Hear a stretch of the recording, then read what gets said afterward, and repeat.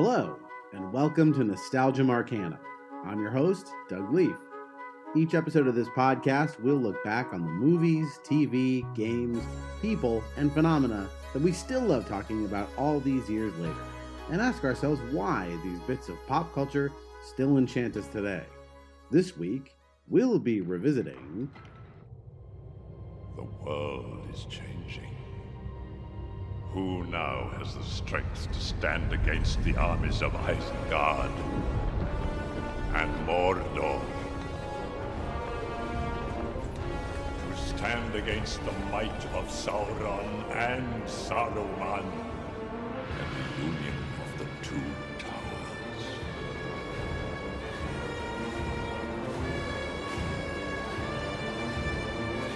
Together, my Lord Sauron, we shall rule this Middle-earth.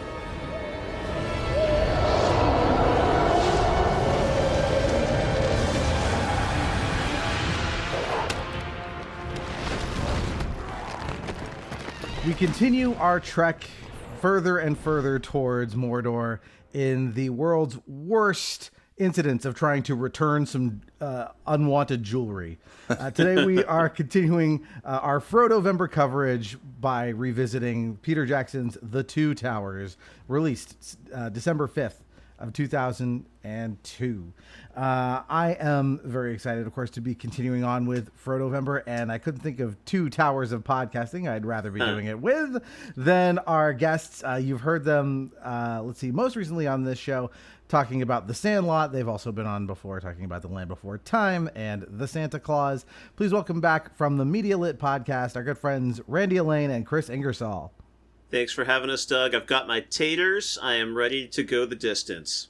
Yep, I've got my diet of lembas bread and more lembas bread. And I've also, of course, as I have for all of these Lord of the Rings podcasts, I've got my Lord of the Rings mug. This one is Edoras. So it is perfect for today. I have traded gray cloak for white, and I am stoked to be back with you, buddy. I'm glad you're here. I'm glad to be doing this with you guys because I'm going to have you plug your show in a bit. But generally, the concept of your show is we're going to take great pop culture and review it as if it was literature. And today we're doing actual literature. Ta-da! Ta-da! So yeah, Randy, Kris, if you want to tell the good folks out there about the Media Lit show. Yeah, so I conceived of Media Lit about a year and a half ago. I am a high school English teacher by day, and it was inspired by an elective course that I used to teach that hasn't run in a few years. Where we would do a deep dive into the media, including the business end of things, including how to read the news properly, a full media literacy course. But the part of it that I missed the most was just learning how to interpret different types of media and talking about stories. So I thought, why not do a podcast that lets me talk about anything I want? It's not the content that guides us. It's the fact that we are trying to get to know our guests better and try to get to know one another better over the course of the podcast. And so far, we have been having a blast and developing a podcast family, and we'd love for anyone to come join that podcast family. Awesome. Yeah, I'm happy to pitch that podcast. It's great. I've had the pleasure of hopping over to that show a couple of times. So we did one on Star Trek Next Generation Best of Both Worlds episodes and another one on a pair of Batman the Animated Series episodes. So those are good places to start. So let's kick this off the way we always do. I reached out to you guys about possibly being on for this Lord of the Rings month, and you guys were both interested in doing The Two Towers. So tell me your nostalgic memories of this film and why you were interested in doing this one in particular. And of course, if you have memories of Tolkien or the books themselves, Middle-earth stuff, other than just this movie, let's hear it. Yeah, I suppose I've got to start there. I've got a handful of Tolkien, either direct Tolkien tattoos or Tolkien-inspired tattoos, because I fell in love with The Hobbit when I was 10 years old.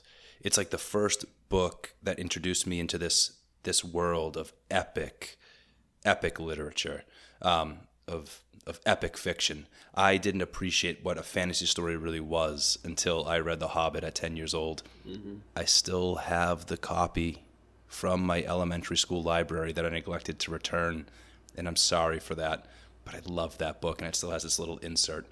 Nice. So Yeah, I mean, I fell What are into the this late world. fees on that? I can't even imagine. I think I owe them a new wing at the school, probably, is something along those lines. But yeah, Tolkien captured my imagination really early on and informed so much of the fandom that would come for me later.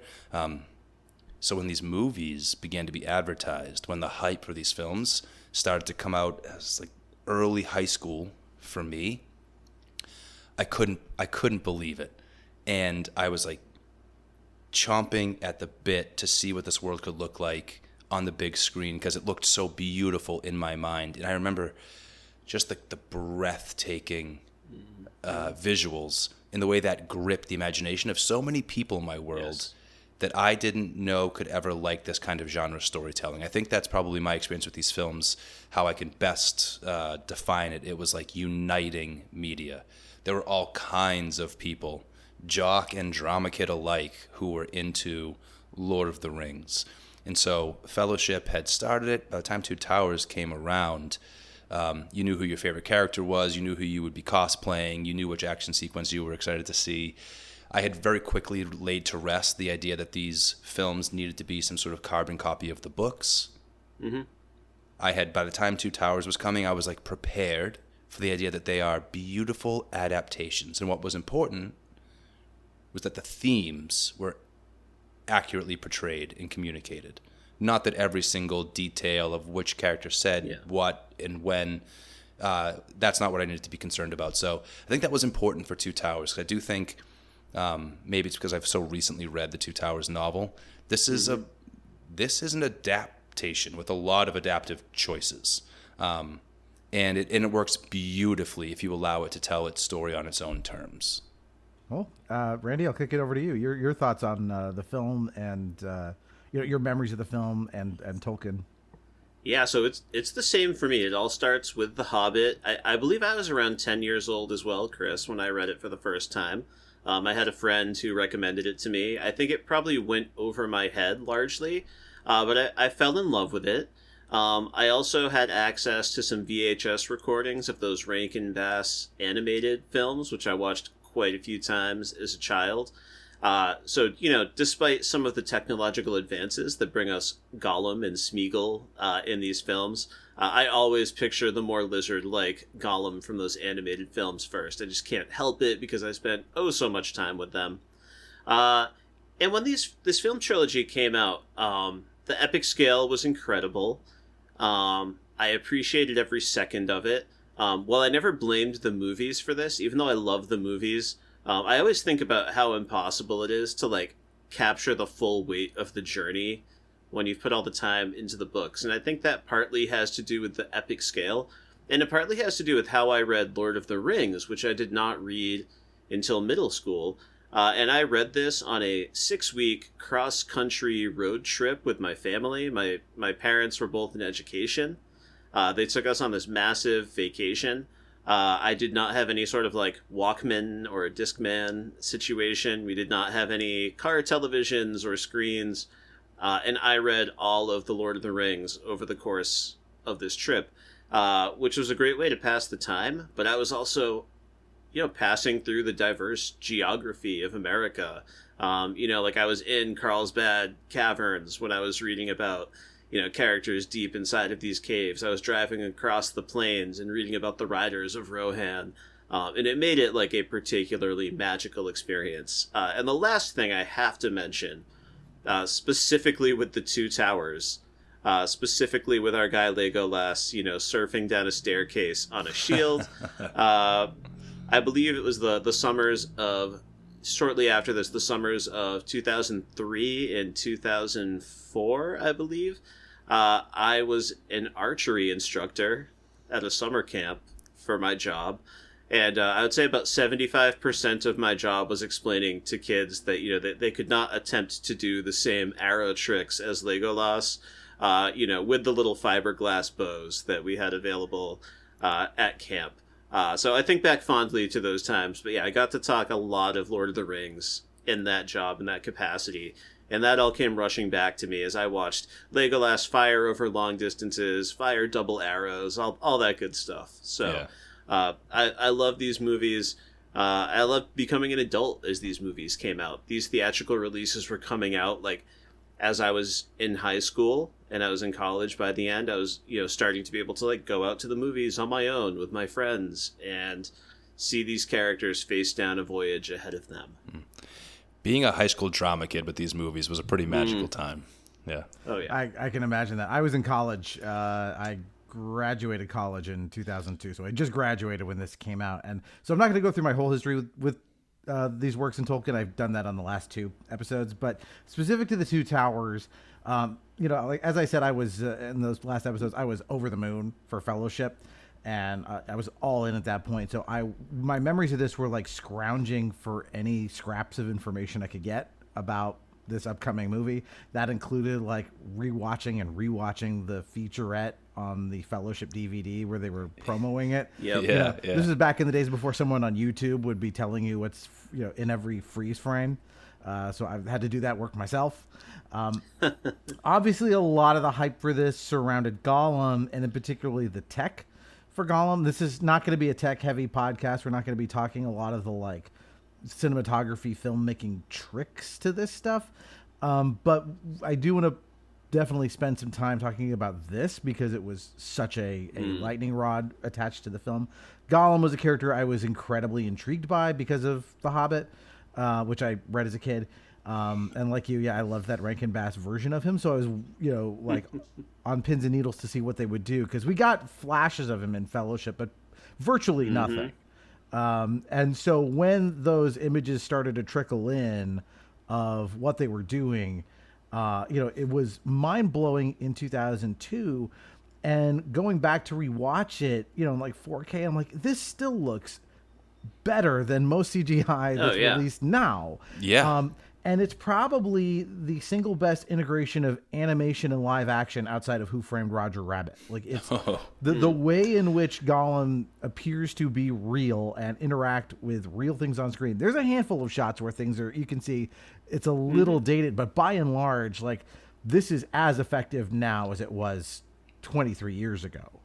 Yeah, so well said. I was observing so many of the color choices. This is a very blue movie, and I feel like it helps blend him into the world really, really well. He sometimes, to your point, he's standing next to Sam and Frodo, and did they have like a live action model that they also mixed in? It's quite deceiving. It's beautiful. Yeah, you never question it throughout the movie. Like he's just real. Like he is a character in the movie, and obviously we're going to talk a lot about his role in the plot here as we get deeper into it. As with our previous, with our Fellowship podcast, because the movie is so long, we're not going to be going scene by scene. We're going to be going kind of chapter by chapter. I'm going to zoom out just a little bit, but we're going to get to everything. I'm also using the theatrical release for this, not the extended, but if there is something from the extended that's worth kind of mentioning as we work our way through, we're going to do that. And again, finally, we're not going to be talking so much about the like behind the scenes stuff like, oh, did you know that Viggo Mortensen really broke his toe when he kicked the helmet? Everybody knows, yes, he broke his toe for real. All that stuff you can get from watching the DVD extras, as I'm sure we all have with the commentaries on and stuff like that.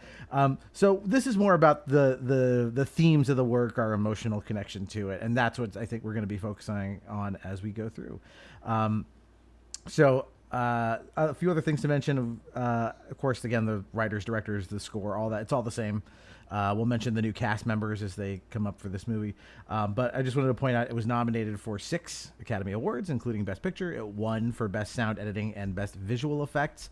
The fact that it won so few, it was nominated for so few, may explain what happened with the next movie.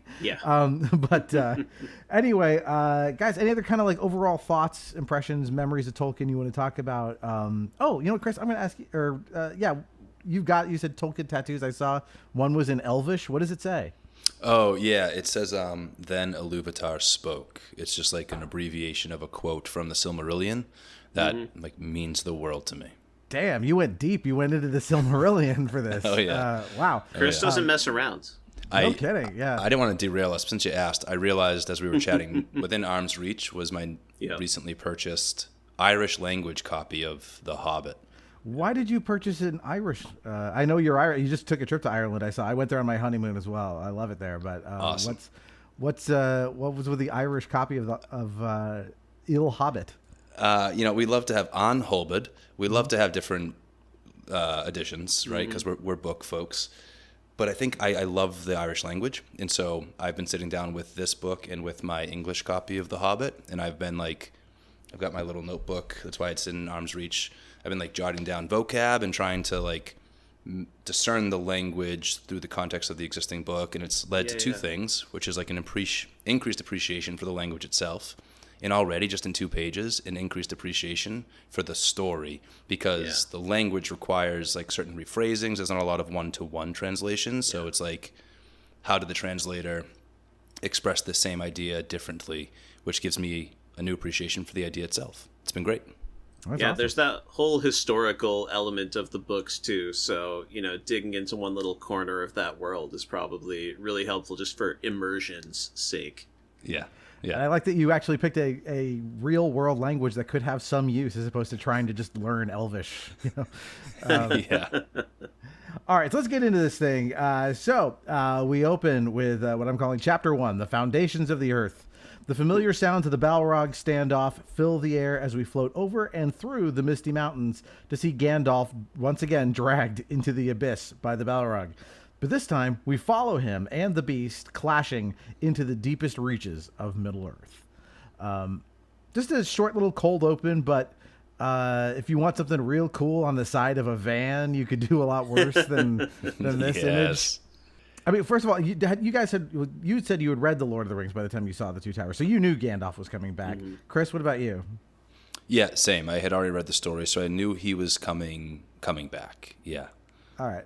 And so how did this moment strike you as a way to open the movie? Because I know the writers struggled a long time with, should we do another, prologue more like Fellowship where we narrate people into the story, previously on The Lord of the Rings, something like that. Instead, they went with this. So, tell me about your thoughts on this opening. Yeah, I mean, I think I'm trying to imagine what it would be like watching these films if this were a surprise to you, if you don't know where this story is going. And I think maybe one thing it does is just help remind you of just the epic scale of Gandalf's power. It's been a minute since I read the Silmarillion, so Kris, feel free to jump in on this one. But if I were going to oversimplify Gandalf's role in this world, he's kind of like an angel, more or less, who has some almost spiritual heavenly sort of layers of power, which we kind of get in this resurrection. So, the beast we get is this kind of standard demon type thing, but I think it establishes the scale of who this guy is and just how powerful he is. Yeah, perfectly stated. I was going to say something similar. Just first and foremost, as a movie choice, I do think this was a great way to open the film because of the pace that it immediately sets, right? They could have done more of a narrative, and they could have taken us into the story slowly. There's plenty of action to behold throughout the film. It didn't need action at the top for any lack thereof later, but it does set a nice pace for the film, and it reminds you, to your point, exactly what the stakes are here. Randy, it's not just the epic scale of Gandalf's powers, but also just the epic scale of this conflict. We're going to see a lot of up-close, violent action. Men and orcs slaughtering each other. And it would be easy to lose sight of how much more cosmic this conflict really is. But when you watch a being battle a demon from fire through water, to the very depths of the earth, it lets you know what we're all fighting for here. And to your point, Randy, it's so easy to think of Gandalf, which we refer to as a wizard, as just another human. He's just another type of man in this world. Mm-hmm. The elves are more visually distinct from the men, and it would be easy to mistake Gandalf and wizards in this world in general as something, a special subset of men rather than something altogether different. He's a star being. He's an Ishtar. He is a sub-creator. This vessel that he's in now is just a right now thing, and I think the sequence beautifully illustrates that. Yeah, and I think you talked about the scale of the battle. I think this helps illustrate the scale of Middle Earth, too, because you're plunging into these depths, and he's falling for a long time. I mean, you don't have to do actual like math in your head to figure out like how far is he falling into the middle of the earth, so far down for so long. And then you see that, I love that wide shot where you just see like them illuminating this a cavernous expanse at the bottom of the world. Like, it makes Middle Earth feel so grand that there are these like, your mind runs wild with these imaginations of these deep places. And then to realize later on, we see Gandalf and the Balrog. We'll talk about it later, but when they're fighting on the mountaintop, it goes like, there must be some way out of this cavern. And like, that is a long ass uphill walk, because they were already down in Moria when they started. So like, that alone would defeat me, just walking uphill for that long. So yeah, it's a cool start. Let's get into the real story. Chapter 2, The Taming of Smeagol. Frodo wakes as he and Sam wander the confusing, blasted wastes of Emyn Muil, lamenting their monotonous diet of lembas bread. Frodo and Sam both observe the ring is, quote, getting heavier, but Sam tries to keep their spirits up.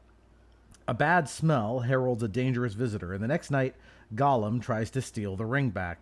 But a ready Frodo and Sam spring a trap, eventually subduing Gollum. After wailing and moaning, Frodo understands Bilbo's pity for Gollum and their shared connection with the ring. Frodo frees Gollum, trusting his pledge to serve the Master of the Precious and his experience with Mordor.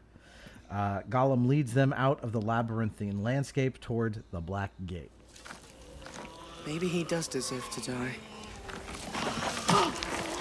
But now that I see him, I do pity him. We'll be nice to them if they be nice to us. Taters of us. We swear to do what you want. We swear. There's no promise you can make that I can trust. We swear to serve the Master of the Precious. We will swear on the Precious. Allain. The ring is treacherous. It will hold you to your word. Yes. On the Precious. On the Precious. I don't believe you! Get down! Sam, down! Sam! He's trying to trick us! If we let him go, he'll throttle us in our sleep!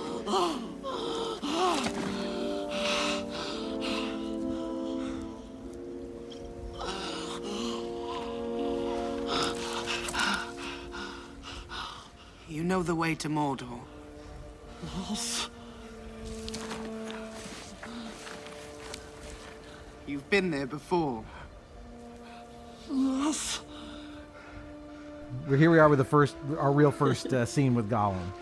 We both shouted out rank and boss Gollum, and even though that's the Gollum I think of first, I'm not necessarily saying it's the better Gollum. I mean, the Gollum we get here, I think, is better based on the texts themselves and what we know about Gollum's history, where he came from. And as much as I have a soft spot for those old movies, they're not so interested in humanizing Gollum as this movie. So, if he weren't so hideous, he'd be adorable. And I love that about the character design. Like, it really helps you start to buy into the fact that, hey, maybe this guy deserves our pity. I mean, Gandalf told us in the last film he may still have a role to play. We need pity in this world, and I love that this film is so interested in hitting us with that so early.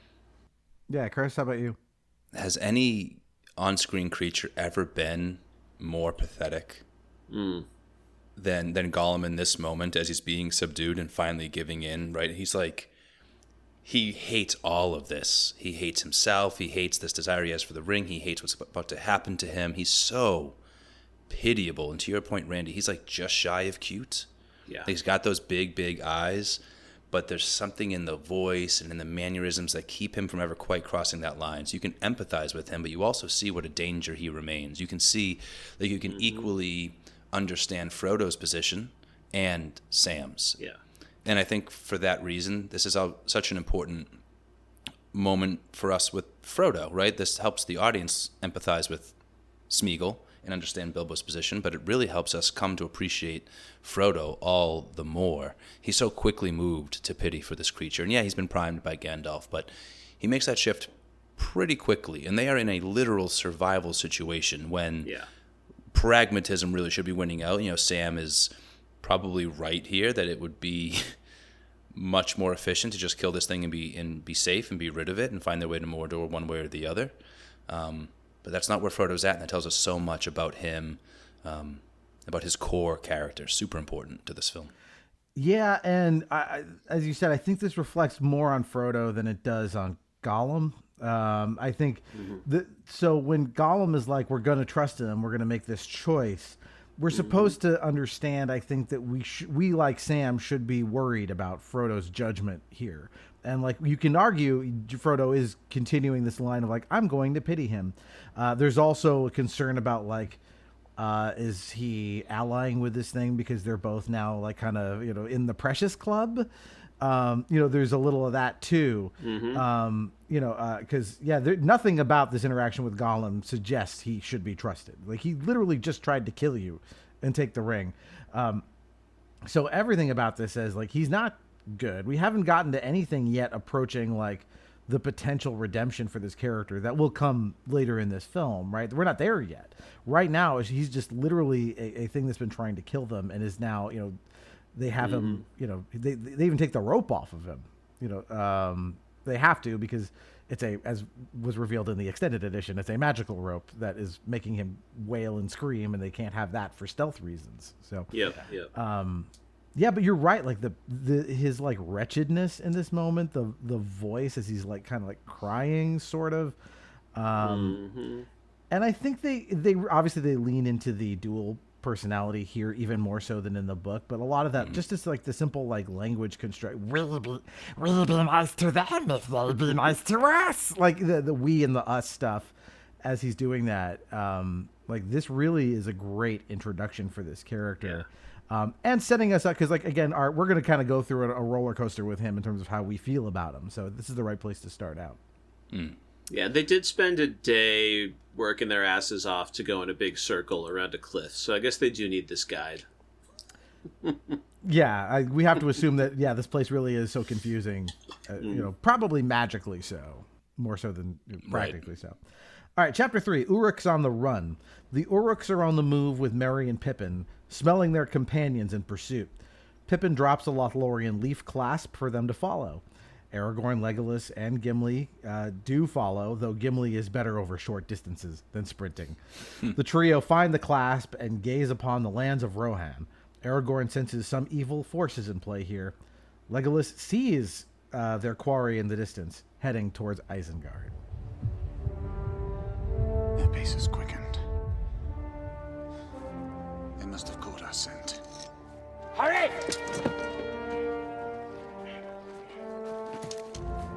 Come on, Gimli!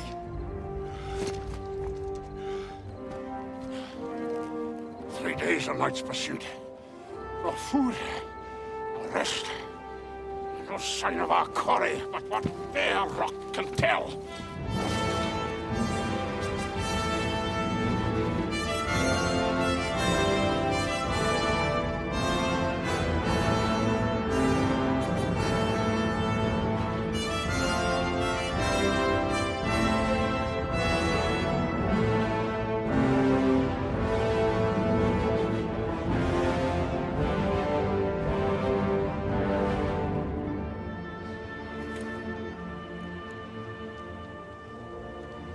Not idly do the leaves of Lorien fall. They may yet be alive. Less than a day ahead of us. Come, Gimli! We are gaining on them! I'm wasted on cross-country. We dwarves are natural sprinters. Very dangerous over short distances. Here we are bringing these guys back. I remember like the cheer that went up in the theater the second like Aragorn comes into frame, like not idly to the leads of Lorien fall. Woohoo! He's here. You know. Yeah, just the most skilled tracker that's ever tracked a thing in the history of tracking things. When Well, we'll get to it. Yeah, the impossible deductions he makes, like Batman style. Yeah, we'll get to it. But for now, to your point, it's so exciting to be back with these characters at this point in the film. You're ready for the epic adventure to begin, right? It started with, I said, a good pace with Gandalf and the Balrog, but things get pretty bummer pretty quick with Sam and Frodo, right? The palette is quite gray. You're dealing with this pathetic creature in Gollum. So when we get to this bit, it's refreshing in so many ways. The vistas are so much more beautiful on the screen. We're back with a trio of folks who have great chemistry and banter between them, right? There's no banter between Frodo and Sam. There's nary a smile to be had in those scenes. So for so many reasons, this is a welcome change in the first leg of this film. And it's where the crux of the action in the book really lives. It's with these characters and this pursuit of the hobbits and all the action that it will lead to.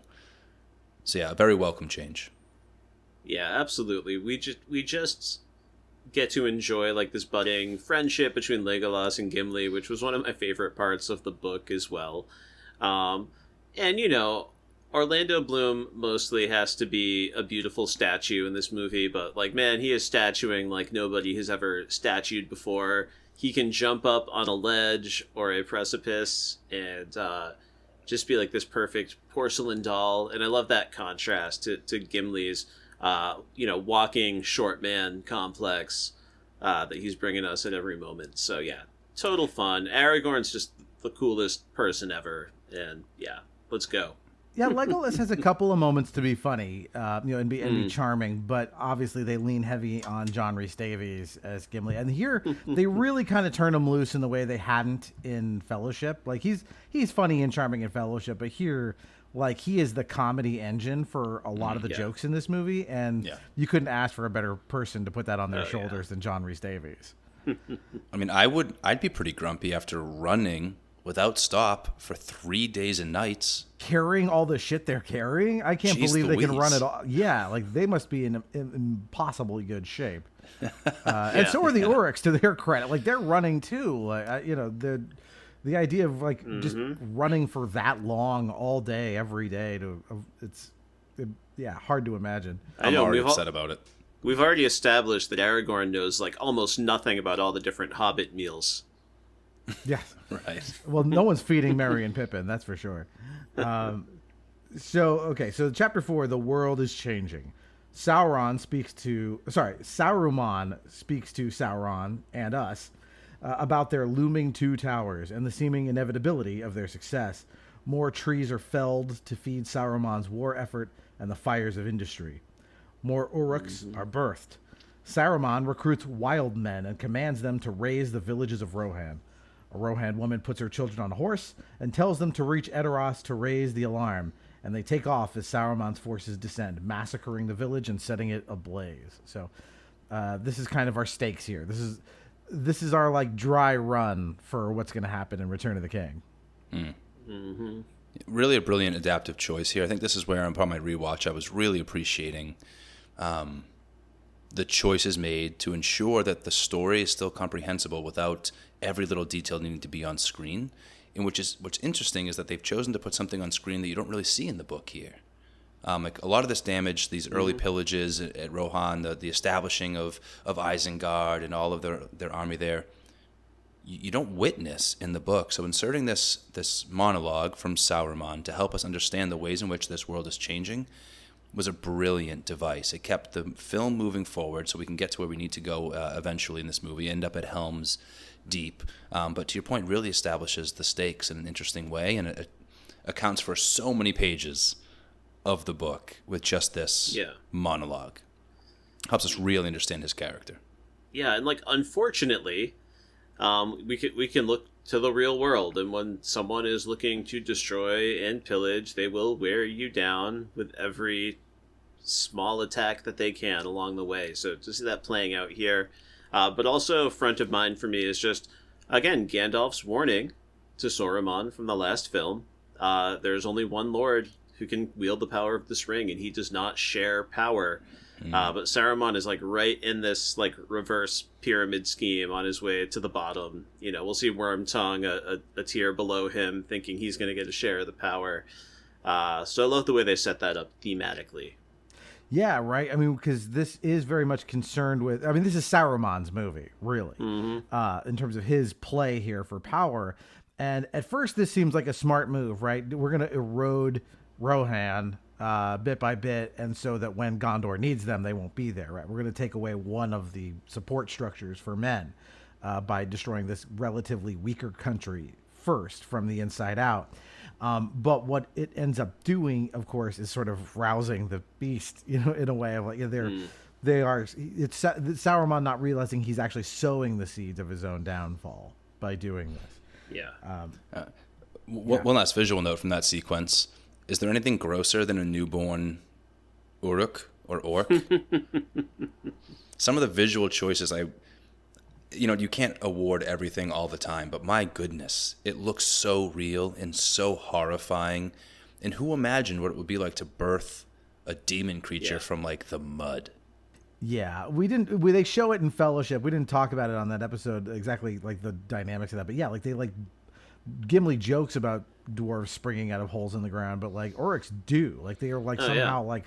Yeah, and these like weird membranes and stuff that burst and they come out fully, grown adults. Full grown, ready to be armored and sent off to battle. I will say shout out to the orcs, though, who have seemed to master the art of not being like choked to death by the newly birthed Urukai. So, Right. Good for them. Yeah.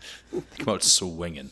And actually, just a quick note, like, I just love all the imagery here. Like Saruman mentions, like industry is going to take over, like this whole layer of like environmentalism. It's going to be the fire and the metal. We get that throughout the film, especially when the Ents come in, but established really well in this speech. Oh yeah, yeah. I mean, that theme is strongest in this particular third of the story as well. The environmental stuff. So chapter 5, Éomer. Éomer returns to Edoras with his cousin, the dying Prince Theodred. He and his sister Éowyn try to persuade King Theoden to take action against Saruman. The improbably named advisor, Grima Wormtongue, intercedes and counter-argues that Saruman has been their friend and ally. Weakened, Theoden remains in Wormtongue's sway, even when Theoden presents the white hand of Saruman on orcish armor. Orcs are roaming freely across our lands. Unchecked, unchallenged, killing at will. Orcs bearing the white hand of Saruman.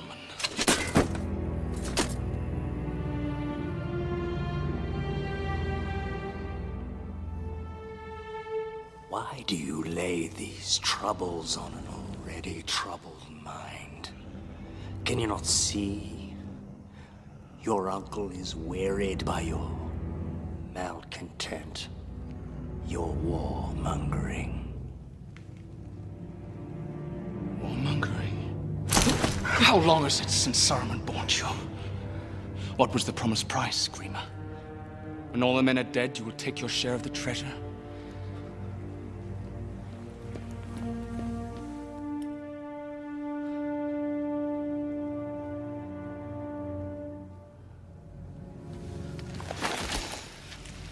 Too long have you watched my sister. Too long have you haunted her steps.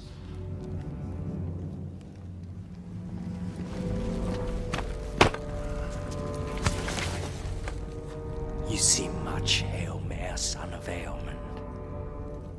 Too much. You are banished forthwith from the kingdom of Rohan, all its domains, under pain of death. Éomer accuses Wormtongue of treachery and asks what he was promised. Clearly, it was Éowyn.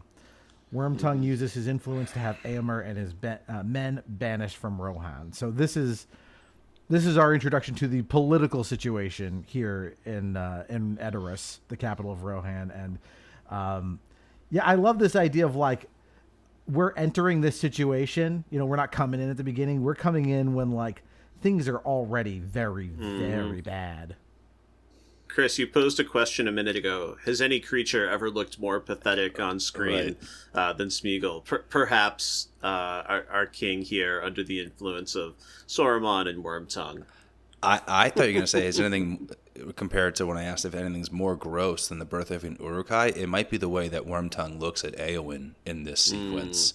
I've never seen leering quite so leery. It's Yeah. horrifying. You can see that she feels it, and this is before they even have to have their direct interaction. You get this immediate impression that he just haunts her world.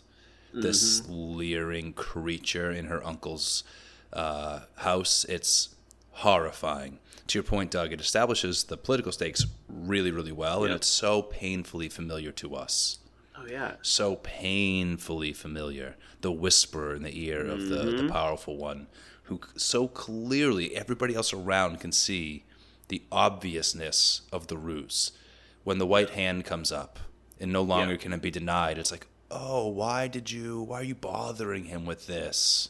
Yeah, warmongering. Warmongering. And he immediately flips the script and has a new angle for deflection, and it's all too familiar to our own political arenas.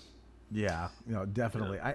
I want to shout out the cast here because these are many of our new cast members we're meeting here. So we've got Bernard Hill, the late, great Bernard Hill, as King Theoden, probably best known to audiences at this point. He's Captain Smith in Titanic. He's yet again piloting a different kind of a doomed ship. We've got Miranda Otto as Éowyn, who didn't do a whole lot after this. I know she was in the Spielberg War of the Worlds. She's a small part in that. And then we've got Carl Urban, who went on to be in everything as King Mur.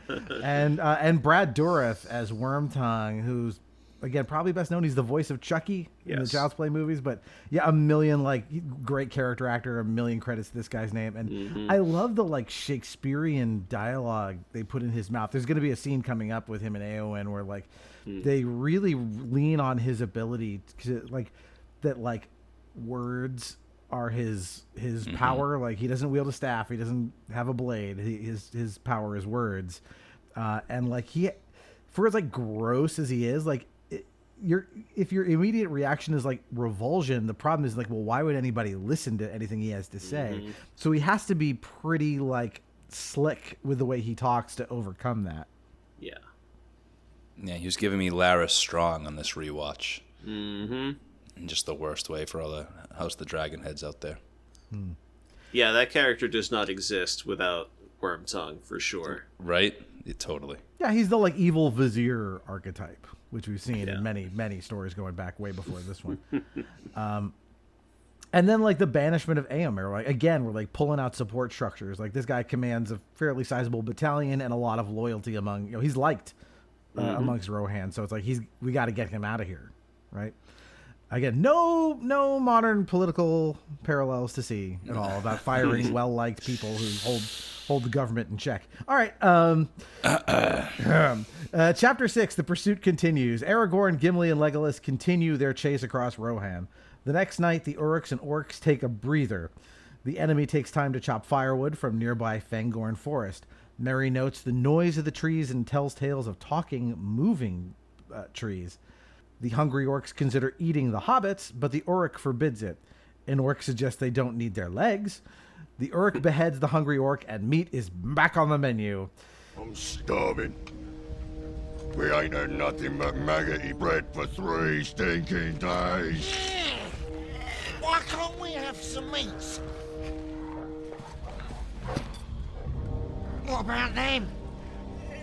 They're fresh. They are not for eating.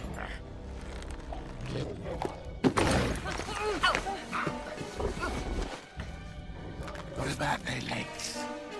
They don't eat those. Ooh, they look tasty. Get back, scum! Carve him up! Just a mouthful.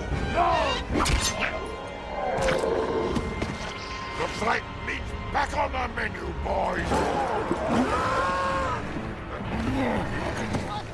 In the fray, Merry and Pippin try to escape as unseen riders descend on the foes. Pippin is nearly crushed by a horse, and it cuts right there.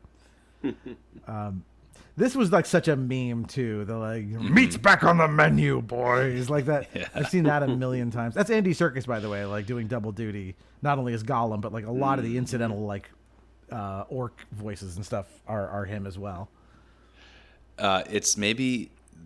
It's in the top 5 most quotable lines of the film. It's something that I probably have occasion to repeat more in my own life than any of the others.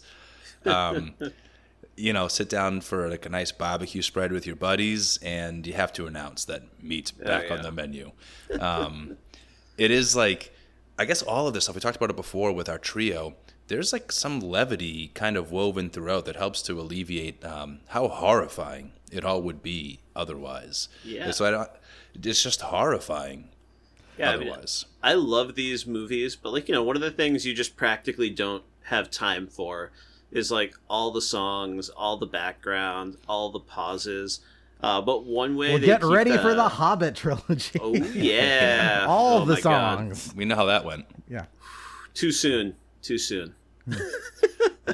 No, but one way they keep it alive is I love the humanity of the orcs. Like they're evil, but they feel realistic. Like they are pissed that they've been worked too hard by their new overseers.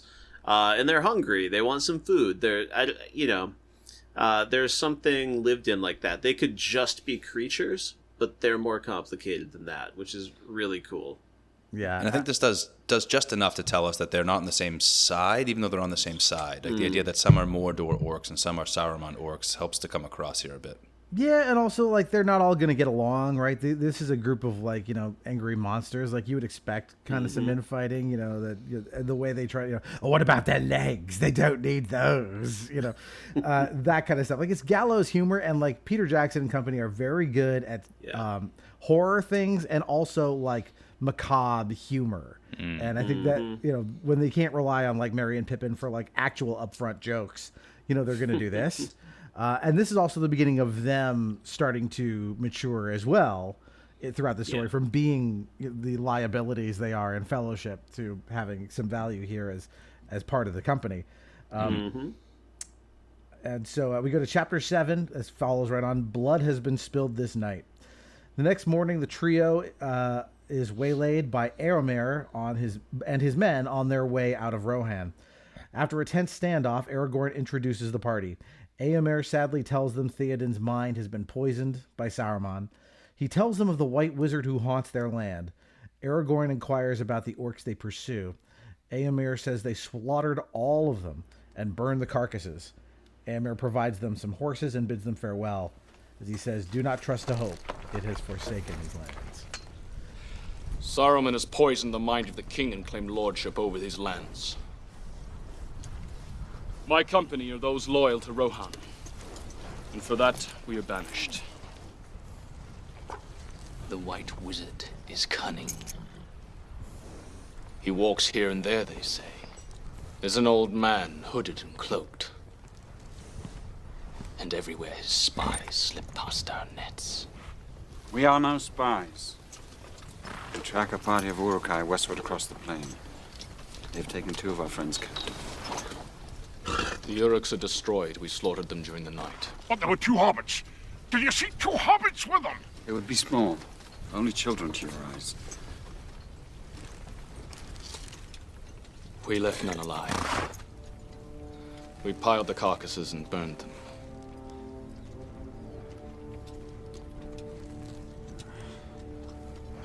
Dead? I'm sorry.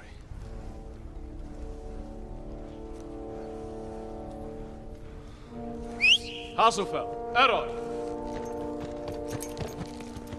May these horses bear you to better fortune than their former masters. Farewell.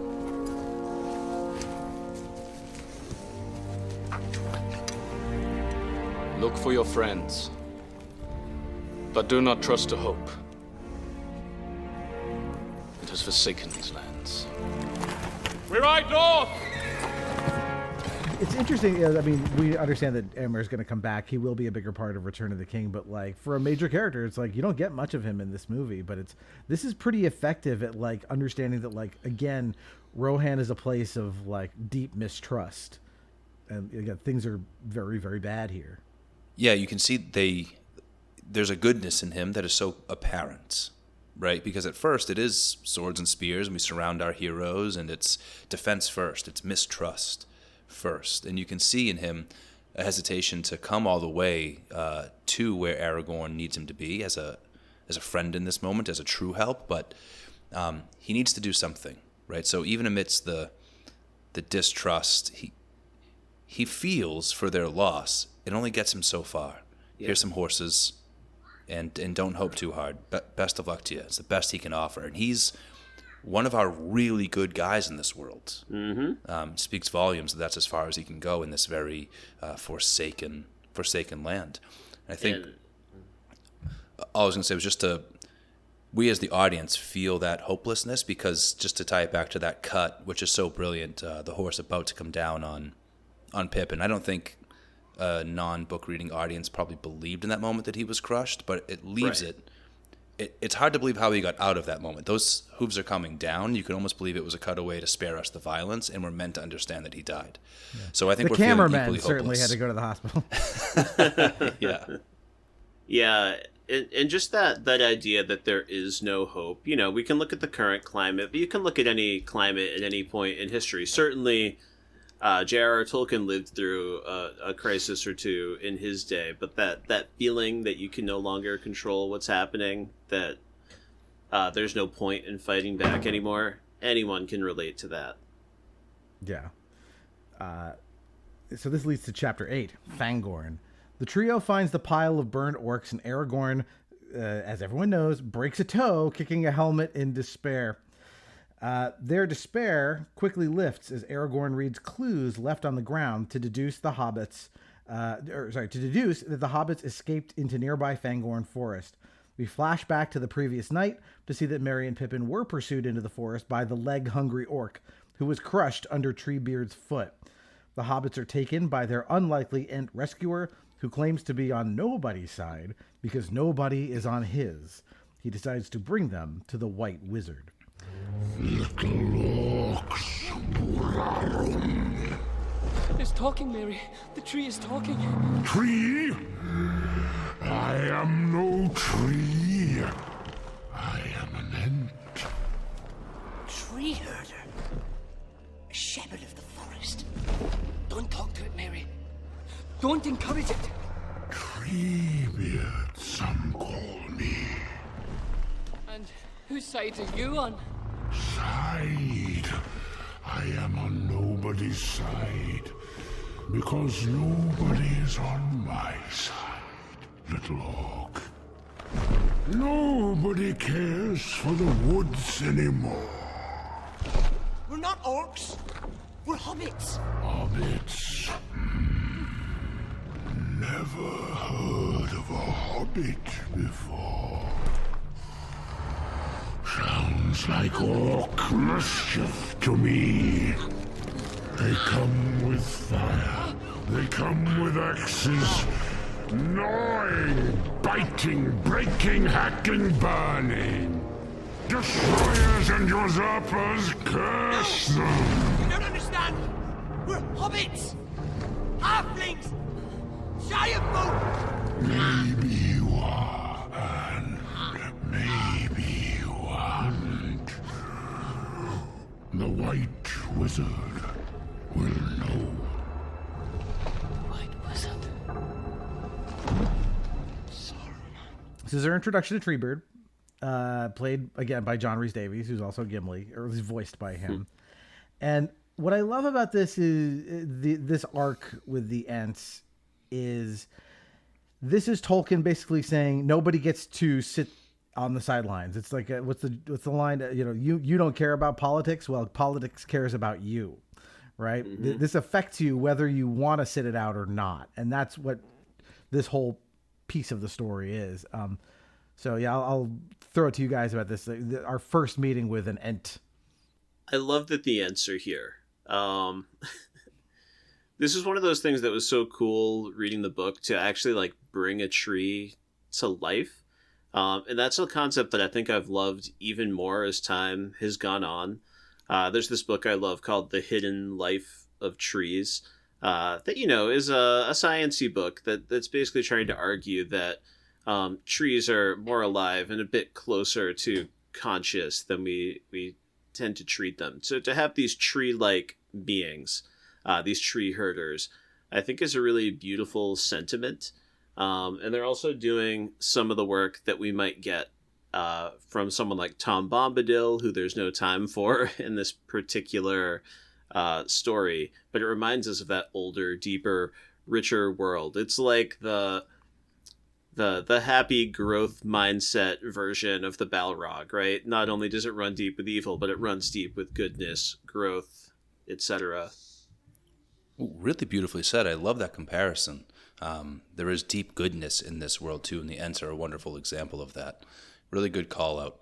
I think for me, this is the one sequence in the film that I have the hardest time disconnecting from the book itself, and it's the hardest to not feel a little disappointment about, because the first meeting with Treebeard in the book is so magical, and we go to his home and we learn a lot of Ent lore, and admittedly there's no room for that. Again, I really firmly believe this is a brilliantly adapted story, and the way the Ents are ultimately leveraged here is well purposed. I love the mutual confusion that we get in this moment that is read out of the book. The Ent doesn't know what these little things are. They're small orcs, and they don't know what an Ent is, at least not to behold. And yeah, it just makes the world feel so much more magical. We've been hearing about magic. We know the rings themselves have a power to them. Gandalf is a wizard, but we don't see a lot of magic on display in Fellowship or yet up to this point. These creatures feel so enchanted. A forest come to life. Ents for that reason conceptually are some of my favorite in Middle-earth. My family and I were just in Ireland, and we went into the Killarney National Park, which has a beautiful old forest. You've been there, Doug. Yes. I can see you nodding. To walk that forest is to know, to understand where the world might still be hiding Ents. Deep, old forests with canopies that rarely let the full light of the sun in, places often not, very rarely tread by humans. I love this concept, and I think this story makes good use of them, even if I miss some of the extra Ent lore, Ent wives, Ent wash that we get in the story itself. Yeah, I've never been to New Zealand, but if you were going to have to film this anywhere else, I would imagine Ireland has to be like second place. Because there are parts of Ireland that absolutely look like Middle-earth. What I was going to say is, you mentioned like Tom Bombadil. For movie watchers only who may not know, that's a sequence in Fellowship of the Ring that got cut. The hobbits are on their way to Bree, and they have this kind of detour with this character named Tom Bombadil, who's like basically some kind of an elder god that they have this encounter with. It's all cut for good reason. Like, they don't have time for that. But there is I noticed it. Tom Bombadil has some dialogue about how the forests are angry. And he talks about gnawing, biting, breaking, hacking, burning. The trees are angry about this stuff. And they put those exact words into Treebird's mouth to have him say that phrase. And I remember noticing that really stood out, of like, oh, cool, that Tom Bombadil says this is how the trees feel. Well, here's Treebeard to actually give voice to that. And again, we continue this fake out over the white wizard. We're gonna get to in a minute. Can I say one more thing? I just wanted to point out, the fact that Merry and Pippin can go missing, they can go unnoticed by the riders, that they are these small curiosities in the eyes of Treebeard. That is what is magical about this story. This would probably be a classic tale even without hobbits, but the fact that you take all these powerful, in some case godly and angelic beings, but the creature that you needed was a humble hobbit, is just what's magical, right? They'd be children in your eyes. They're so small. They're so easy to overlook. And you even get a little taste of that here with the fact that they're able to escape. Yeah, these 3-foot tall farmers, right? That's who you need in a pinch. And it's a thing that Treebeard will, but then you are very small. Yes. Perhaps you're right. He can't quite account. He can't quite factor this all the way in because they're so small. We didn't talk about Aragorn's Batman moment here, but this is the Batman moment where a few footprints, broken blade of grass tells him not just like maybe they went this way. He's got the whole story. It is a scene out of like the Arkham Asylum video games, right, where Detective Batman Vision. is in Defective Vision, and you see every bit of the moment. Absolutely, it was giving me Willem Dafoe and Boondock Saints. Oh, great there comp, was too. a firefight. Sorry. Great comp. Yeah. All right, Chapter 9, The Dead Marshes. Gollum leads Frodo and Sam out of Emyn and into the Dead Marshes, a bog full of the corpses of soldiers who fell during the original War of the Ring. Frodo is entranced by the corpses and, feeling the effects of the ring, falls into the bog. He is menaced by spirits, but is pulled to safety by Gollum. The next night, Frodo is petting the ring and wakes to find Gollum talking to himself about his precious. So bright, so beautiful. Ah, precious. What did you say? Master should be resting. Master needs to keep up his strength. Who are you? Mustn't ask us, not its business. Gandalf told me you were one of the river folk. Cold be heart and hand and bone, and cold be travellers far from home. He said your life was a sad story. They do not see what lies ahead when sun has failed and moon is dead. You were not so very different from a hobbit once, were you? Smeagol.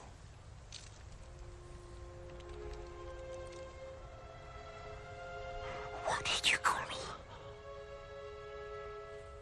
That was your name once, wasn't it? A long time ago.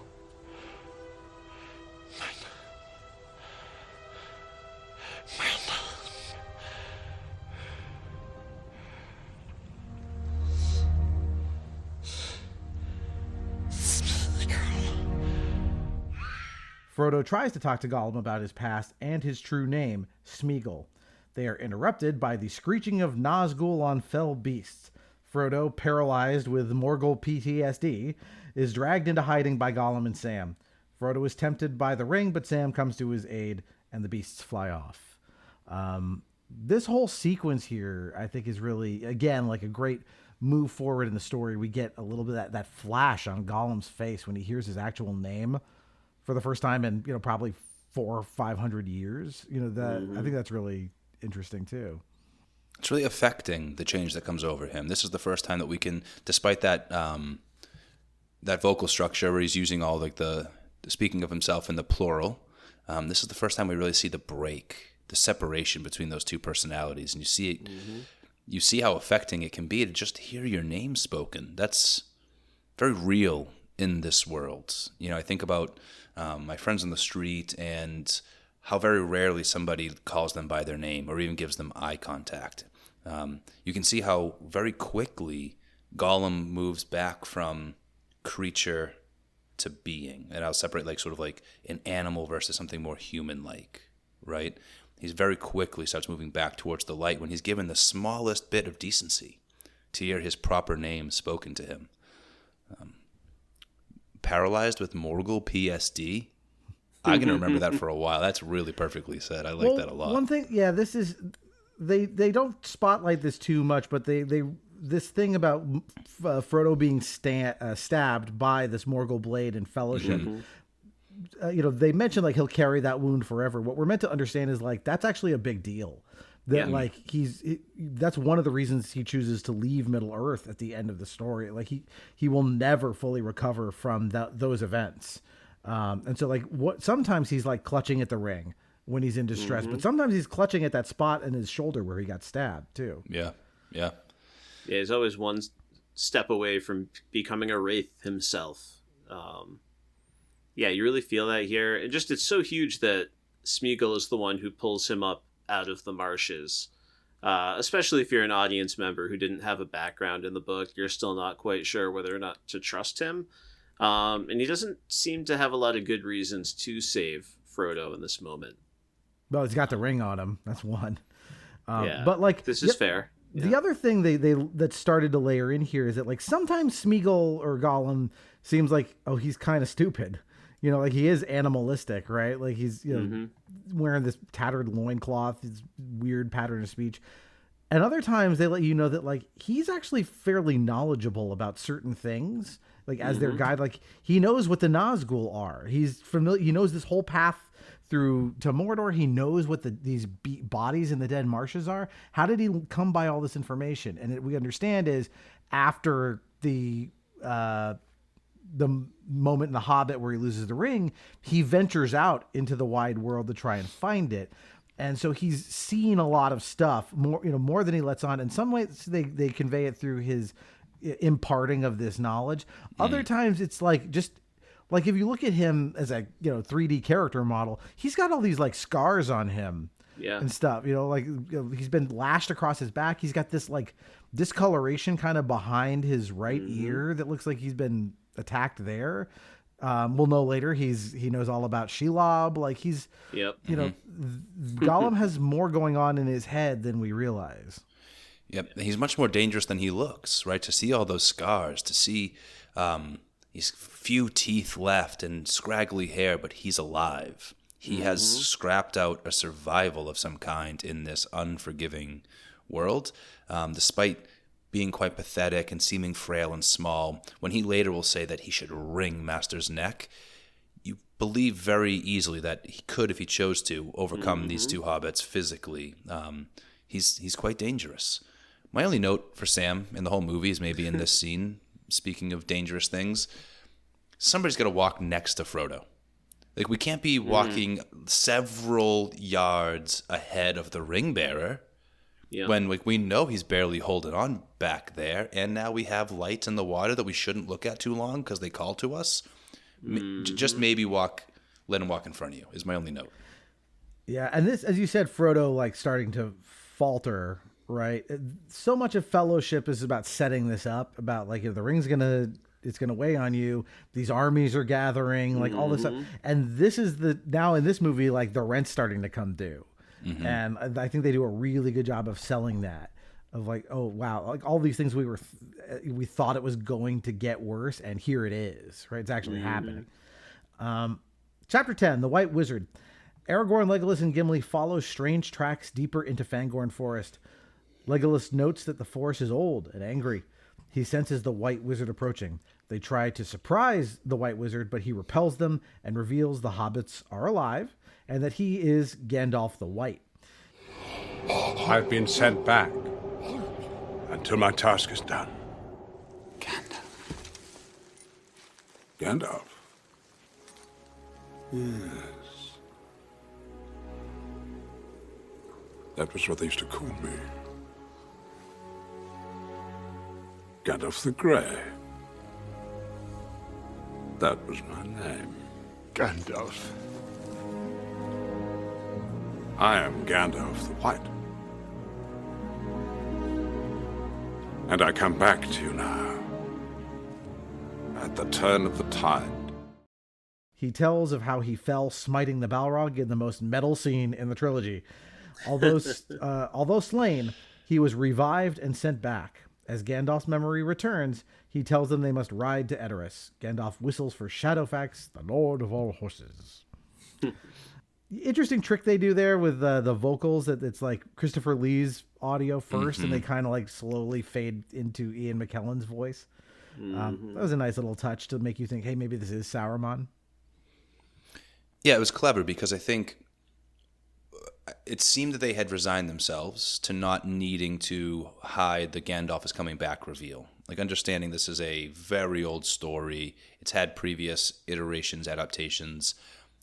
They still preserved the mystery that is quite mysterious in the book, the nature of this White Wizard. And I think it's apparent to us as readers that eventually sometimes the White Wizard is referring to Saruman when, during their pursuit of the Uruks, when they glimpse an old man along the edge of the forest, it likely was Saruman. But there's this new White Wizard who's also present. And so, yeah, this captured that pretty well. And that device, that audio device, was a wise choice to help sell it. And it's worth it even for those of us who did know, who weren't going to be surprised, because it helps sell, Aragorn's surprise, Legolas' surprise, Gimli's surprise. I mean, they're like dropping down on one knee instantly without a word. I mean, everyone's got all sorts of respect for Gandalf, but, maybe not completely unlike Smeagol. He likes to let people underestimate him a little bit. He likes to just be thought of as this, weird old codger who wanders around the land and maybe is a sign of trouble. But, he's letting off playful fireworks for the hobbits and things like that.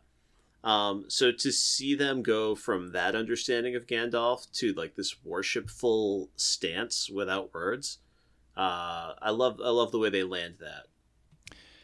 And this isn't a moment in the book where we get to find out that the hobbits are yet alive. Mm-hmm. And I think it's a really important choice for our heroes here. It's like this important imbuing of hope. It would have been one thing to reconnect with Gandalf, but to understand that, I think the lives of these hobbits are important indicators of how well this whole conflict is going, right? And so I think for our three heroes here to understand that their friends are still alive, this thing has not swallowed them up yet, is important, and it's buoying for them in that moment. Mm-hmm. Yeah, I mean, they've been pursuing Merry and Pippin for days, as we've seen, and so Gandalf is there to let them know, like, hey, they're in Treebeard's hands, they're safe, you got work to do. There's things you guys need to focus your energies on, because otherwise I think they probably would continue on to try and get to Merry and Pippin here. And then just briefly, that scene of him fighting the Balrog on top of the that tower. Good God, man, that is the coolest visual of when he holds up Glamdring and he imbues the sword with lightning and then stabs it. Oh, that's so cool. Like he's Thor with Mjolnir. That's maybe panel van material. That's whole back piece tattoo material, calling down the lightning with Glamdring. Yep. All right, chapter 11, the Black Gate. The Ent takes Merry and Pippin into the forest for safekeeping. The trees will harm them otherwise. Meanwhile, Frodo, Sam, and Gollum arrive at the Black Gate. The front entrance to Mordor appears too daunting. The group watches Southron men marching to join Sauron's forces. Sam accidentally slides down in sight of the enemy. Frodo slides down to shield him from view with his magical elven cloak.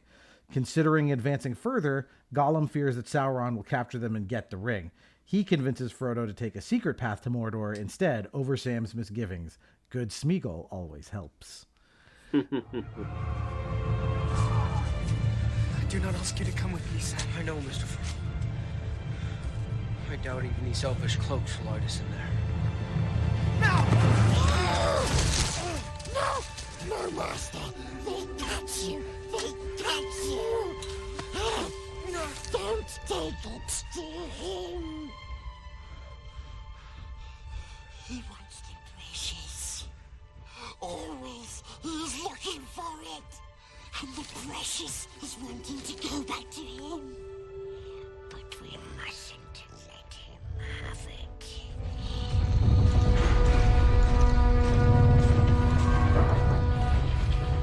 No! There's another way. More secret. A dark way. Why haven't you spoken to this before? Because Master did not ask. He's up to something. Are you saying there's another way into Mordor? Yes. There's a path and some stairs. And then... tunnel.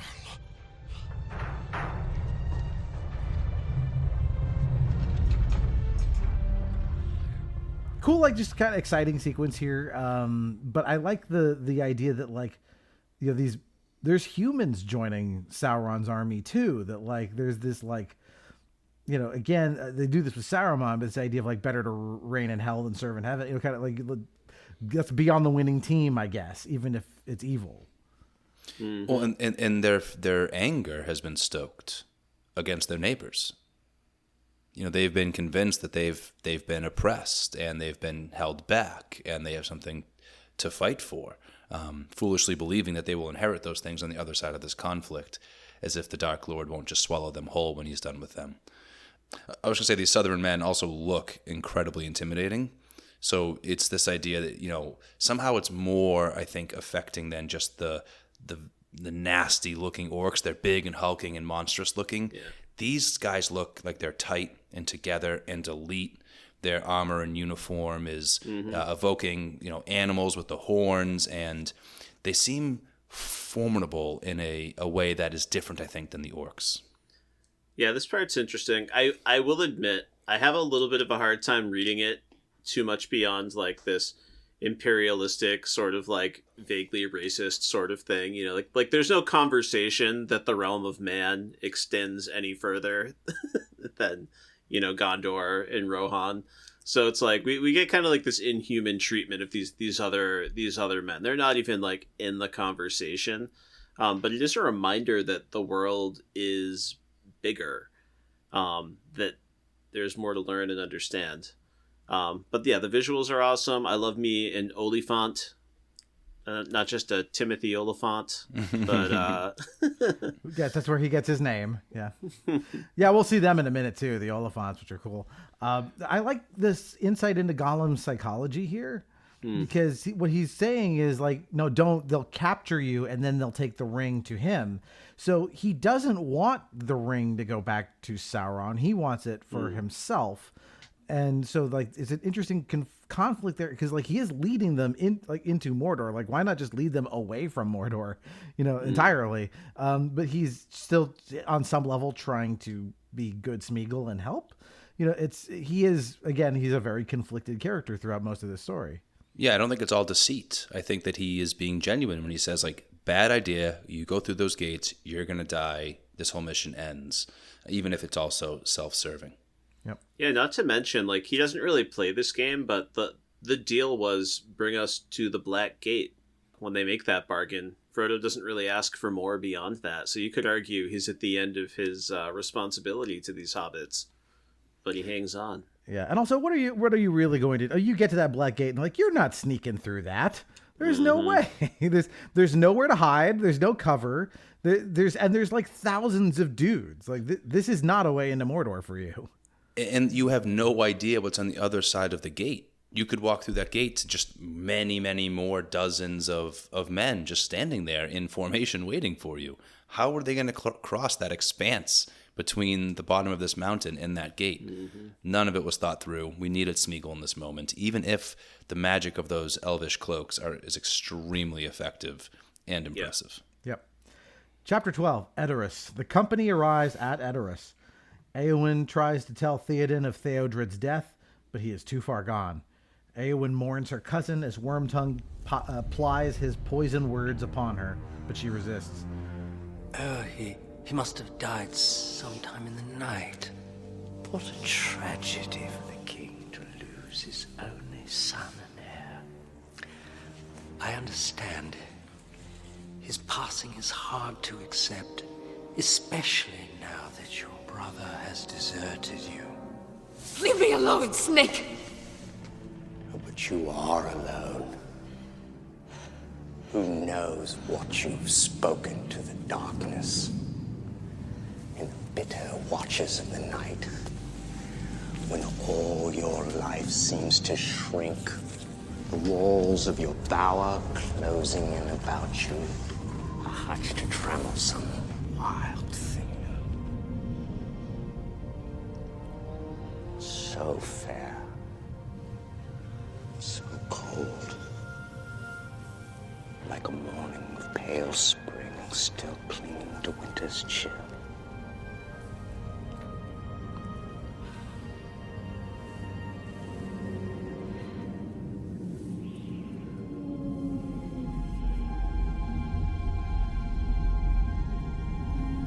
Your words are poison.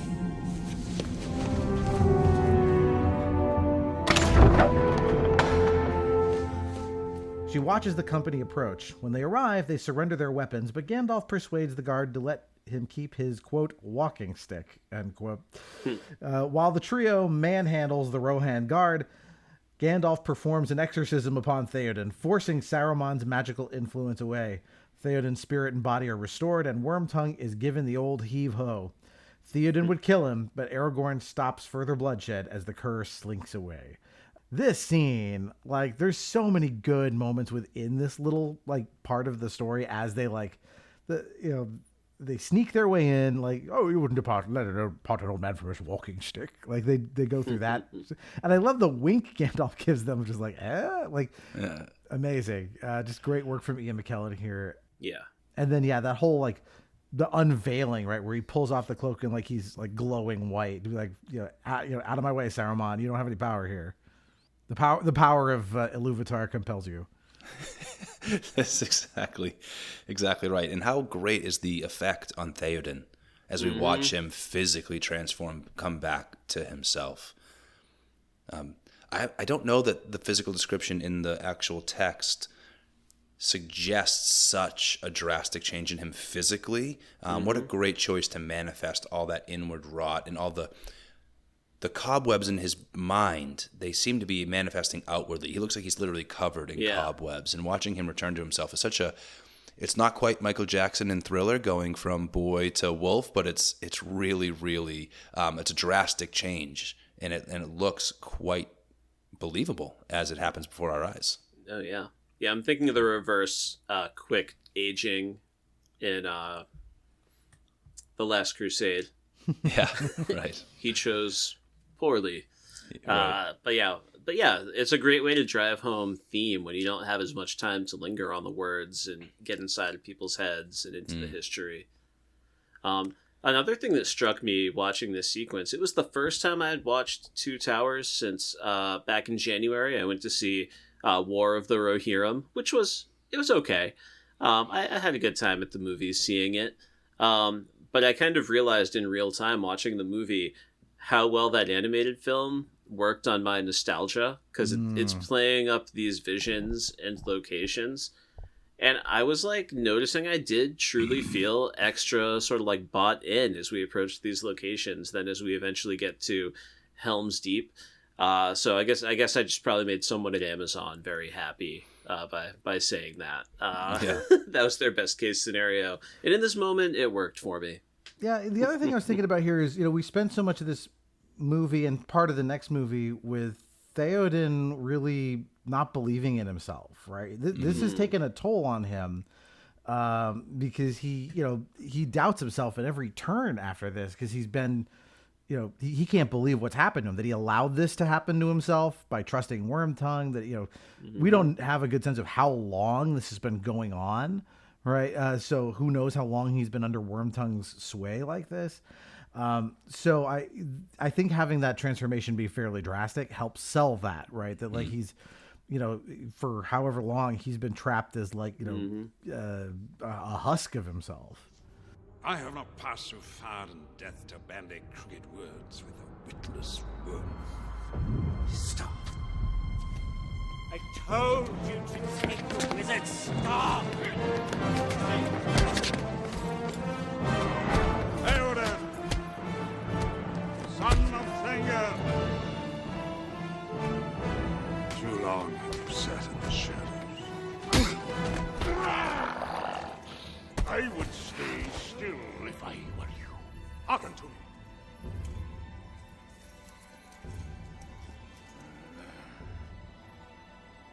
I release you from the spell.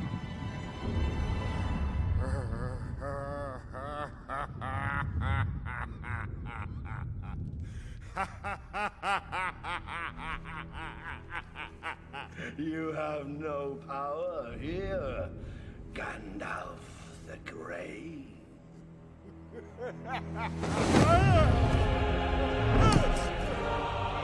I will draw you, Saruman, as poison is drawn from a wound.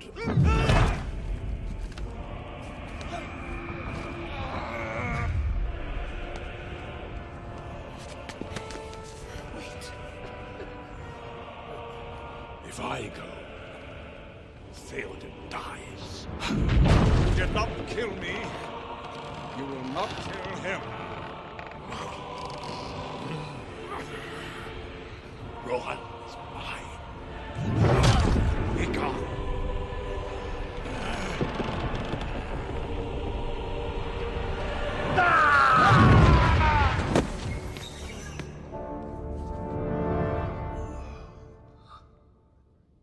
I was going to say, you can see how shook Wormtongue is when he sees that the illusion has kind of fallen away. It tells you how very real the control he had over Theoden was. He can see that it's now broken, and he has to get gone fast. Yeah. Well, here's a question before I move on. Why do you think Aragorn lets him live? Like, strategically, that always seemed odd to me. Like, no, like, tie him up, kill him. Don't let him just run off to go back to Saruman.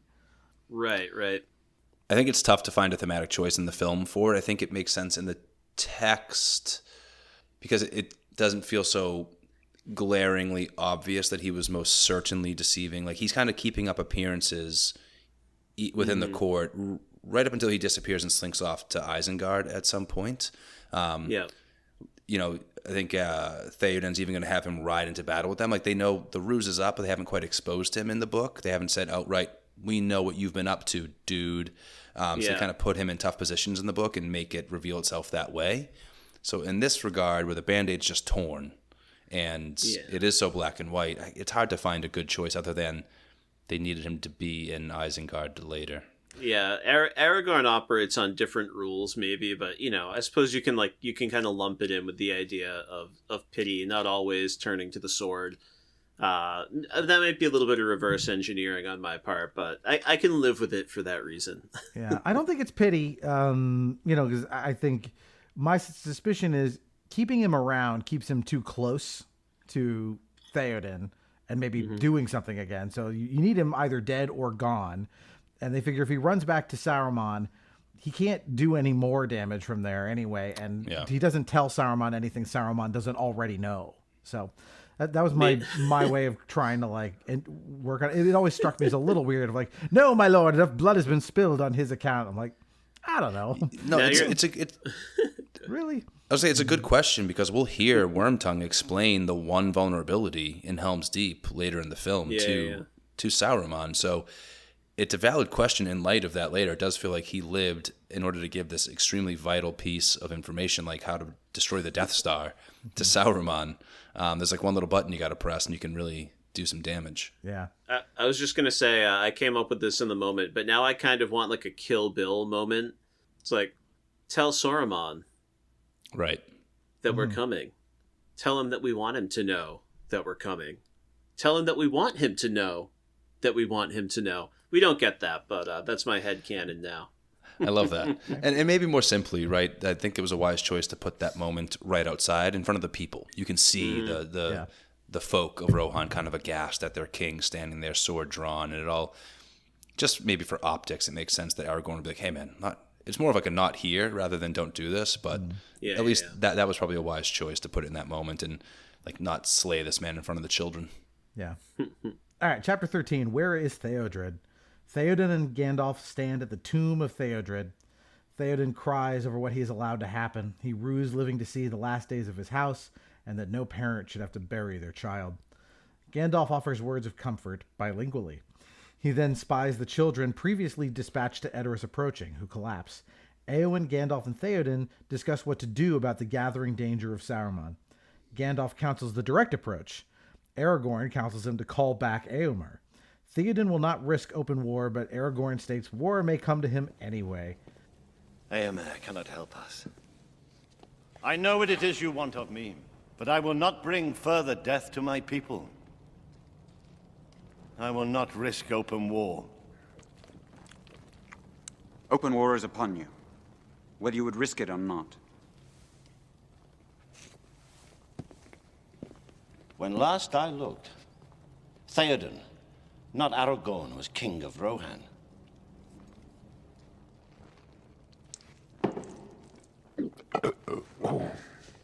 Then what is the king's decision?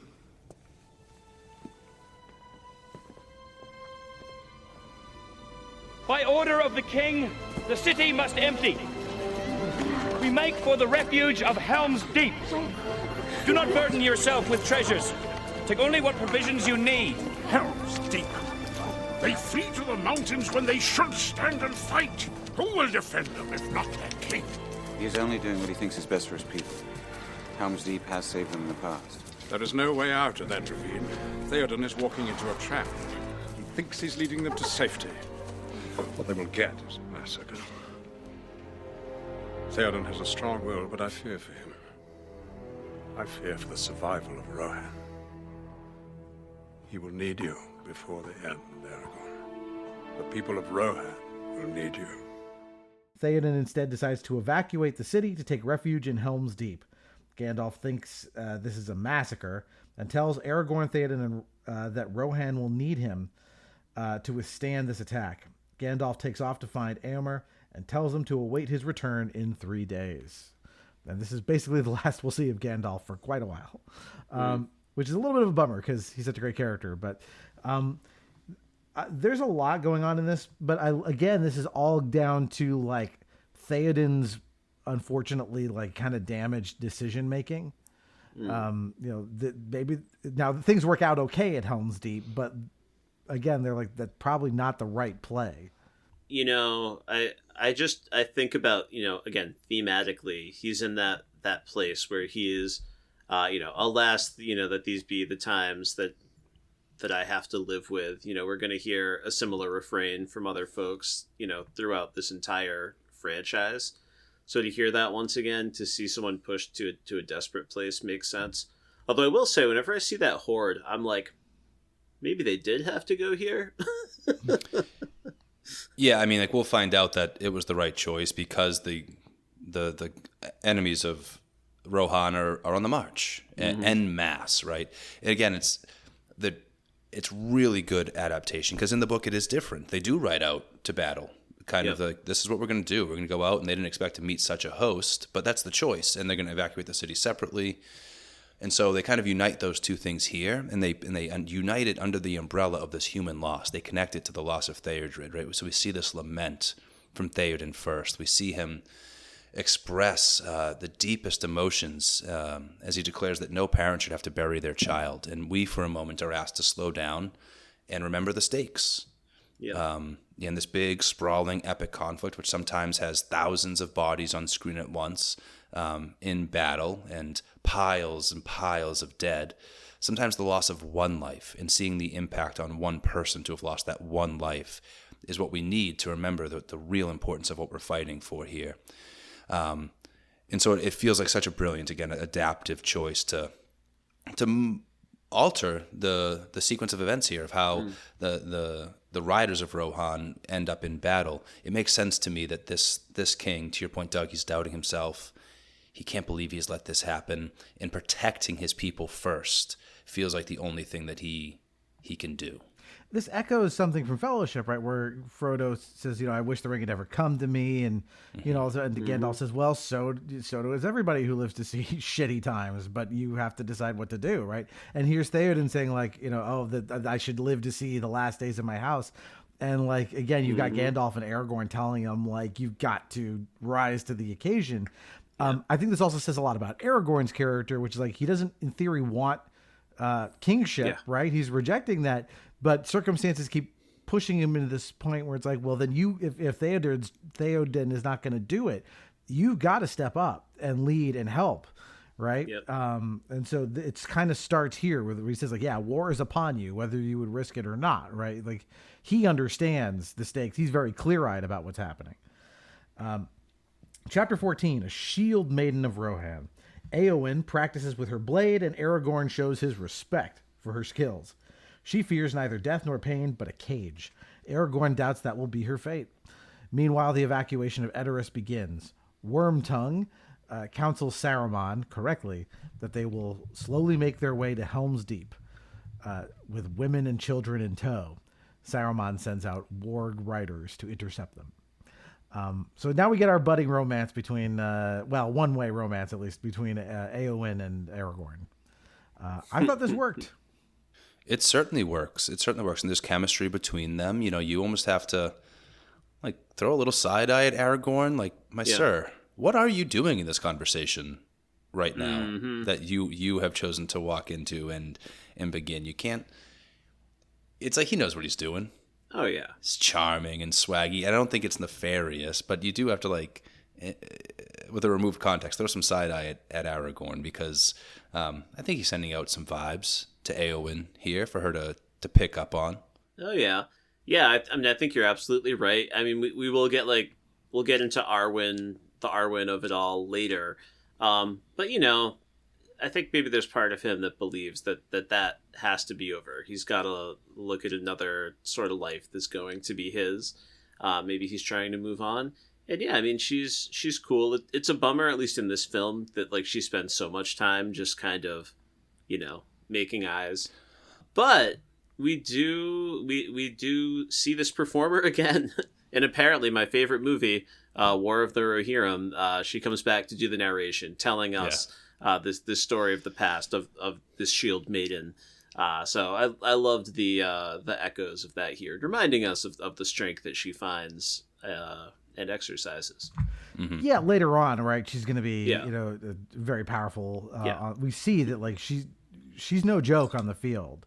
Mm-hmm. And you're right. I think she has more to do than make eyes, but definitely during the battle, she is sidelined.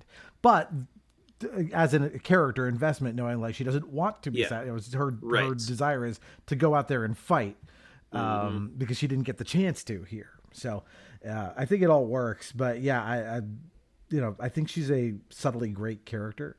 And so, yeah, I wish she had a little more time here, but these early moments are good in setting like who she is. Because again, all we've seen so far is that she's been like, her cousin has died, her king sucks, and she's been stalked by Wormtongue for however long. Right? Yeah, I think she pieces it together. She's giving me like Doctor Who companion vibes.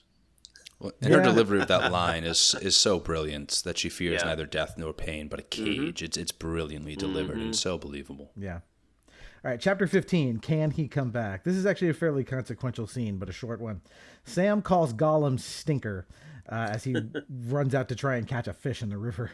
Sam advises Frodo that Gollum only wants the ring. Frodo has to believe that Gollum can come back. Hey, Stinker, don't go getting too far ahead. Why do you do that? Oh, call him names. Run him down all the time. Because that's what he is, Mr. Frodo. There's naught left in him but lies and deceit. It's the ring he wants. It's all he cares about. You have no idea what it did to him. What it's still doing to him. I want to help him, Sam. Why?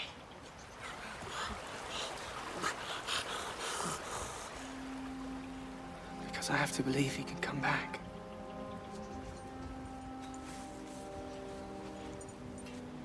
You can't save him, Mr. Frodo.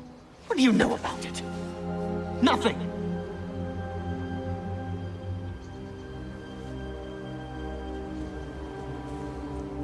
I'm sorry, Sam. I don't know why I said that. I do. It's the ring. You can't take your eyes off it. I've seen you. You're not eating. You barely sleep. It's taking a hold of you, Mr. Frodo. You have to fight it. I know what I have to do, Sam. The ring was entrusted to me. It's my task. Mine. My own. Can't you hear yourself? Don't you know who you sound like? When Sam doubts this, Frodo snaps at him. Sam warns Frodo he is succumbing to the ring. Frodo snaps back again. Yeah, this short interaction, right? Of like Frodo is getting corrupted, like, and Sam is now kind of our guy because we're starting to, we can't trust Frodo anymore. It's a big change from the first movie.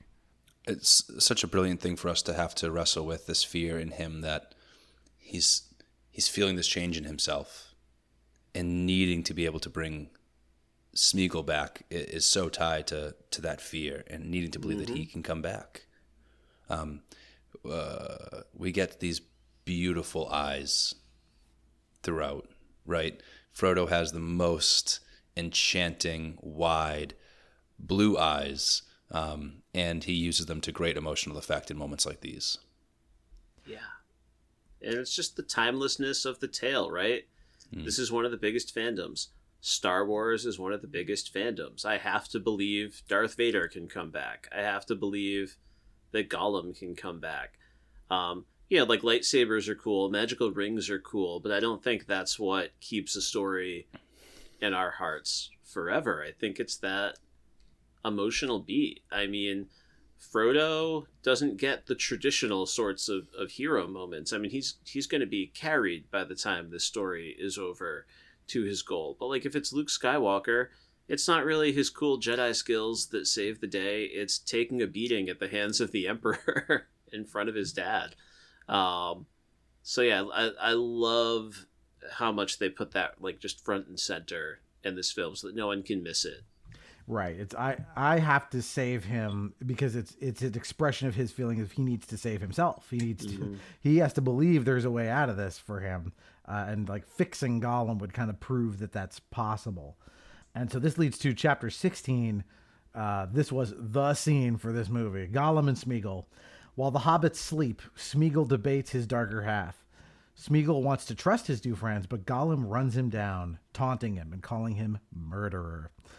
Smeagol, broken, realizes he no longer needs Gollum to protect him and commands Gollum to leave and never come back. Master's my friend. You don't have any friends. Nobody likes you. Not listening. Not listening. You're a liar. And a thief. No. Murderer. Go away. Go away! I hate you. I hate you. Where would you be without me? Ellen, I saved us. It was me. We survived because of me. Not anymore. What did you say? Master looks after us now. We don't need you. What? Leave now and never come back. No! Leave now and never come back. Leave now and never come back. Seemingly successful, he rejoices his newfound freedom.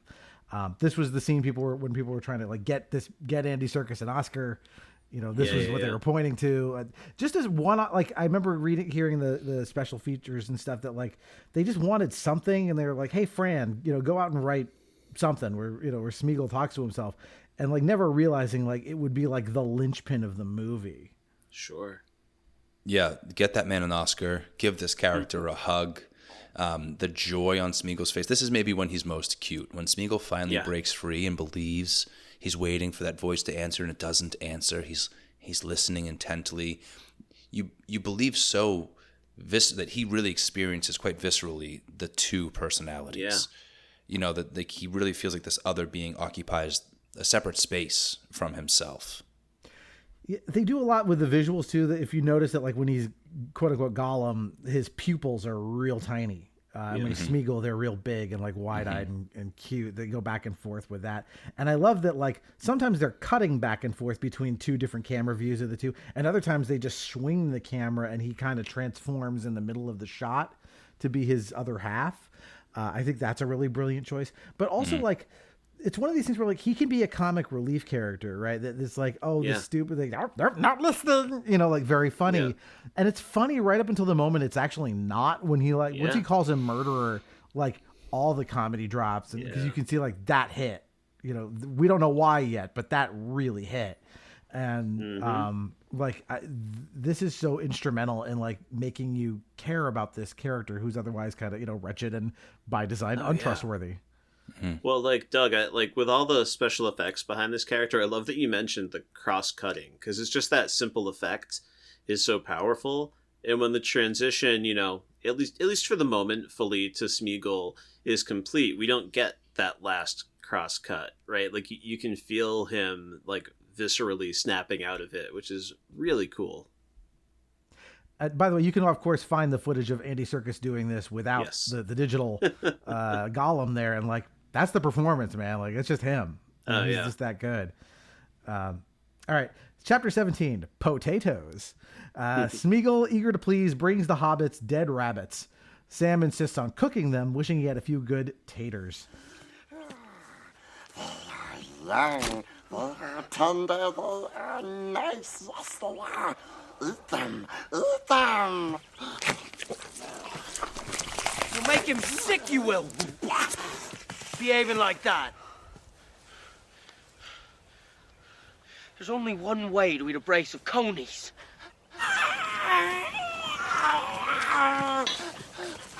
doing? Stupid fat hobbit. It ruins it. What's to ruin? There's hardly any meat on them.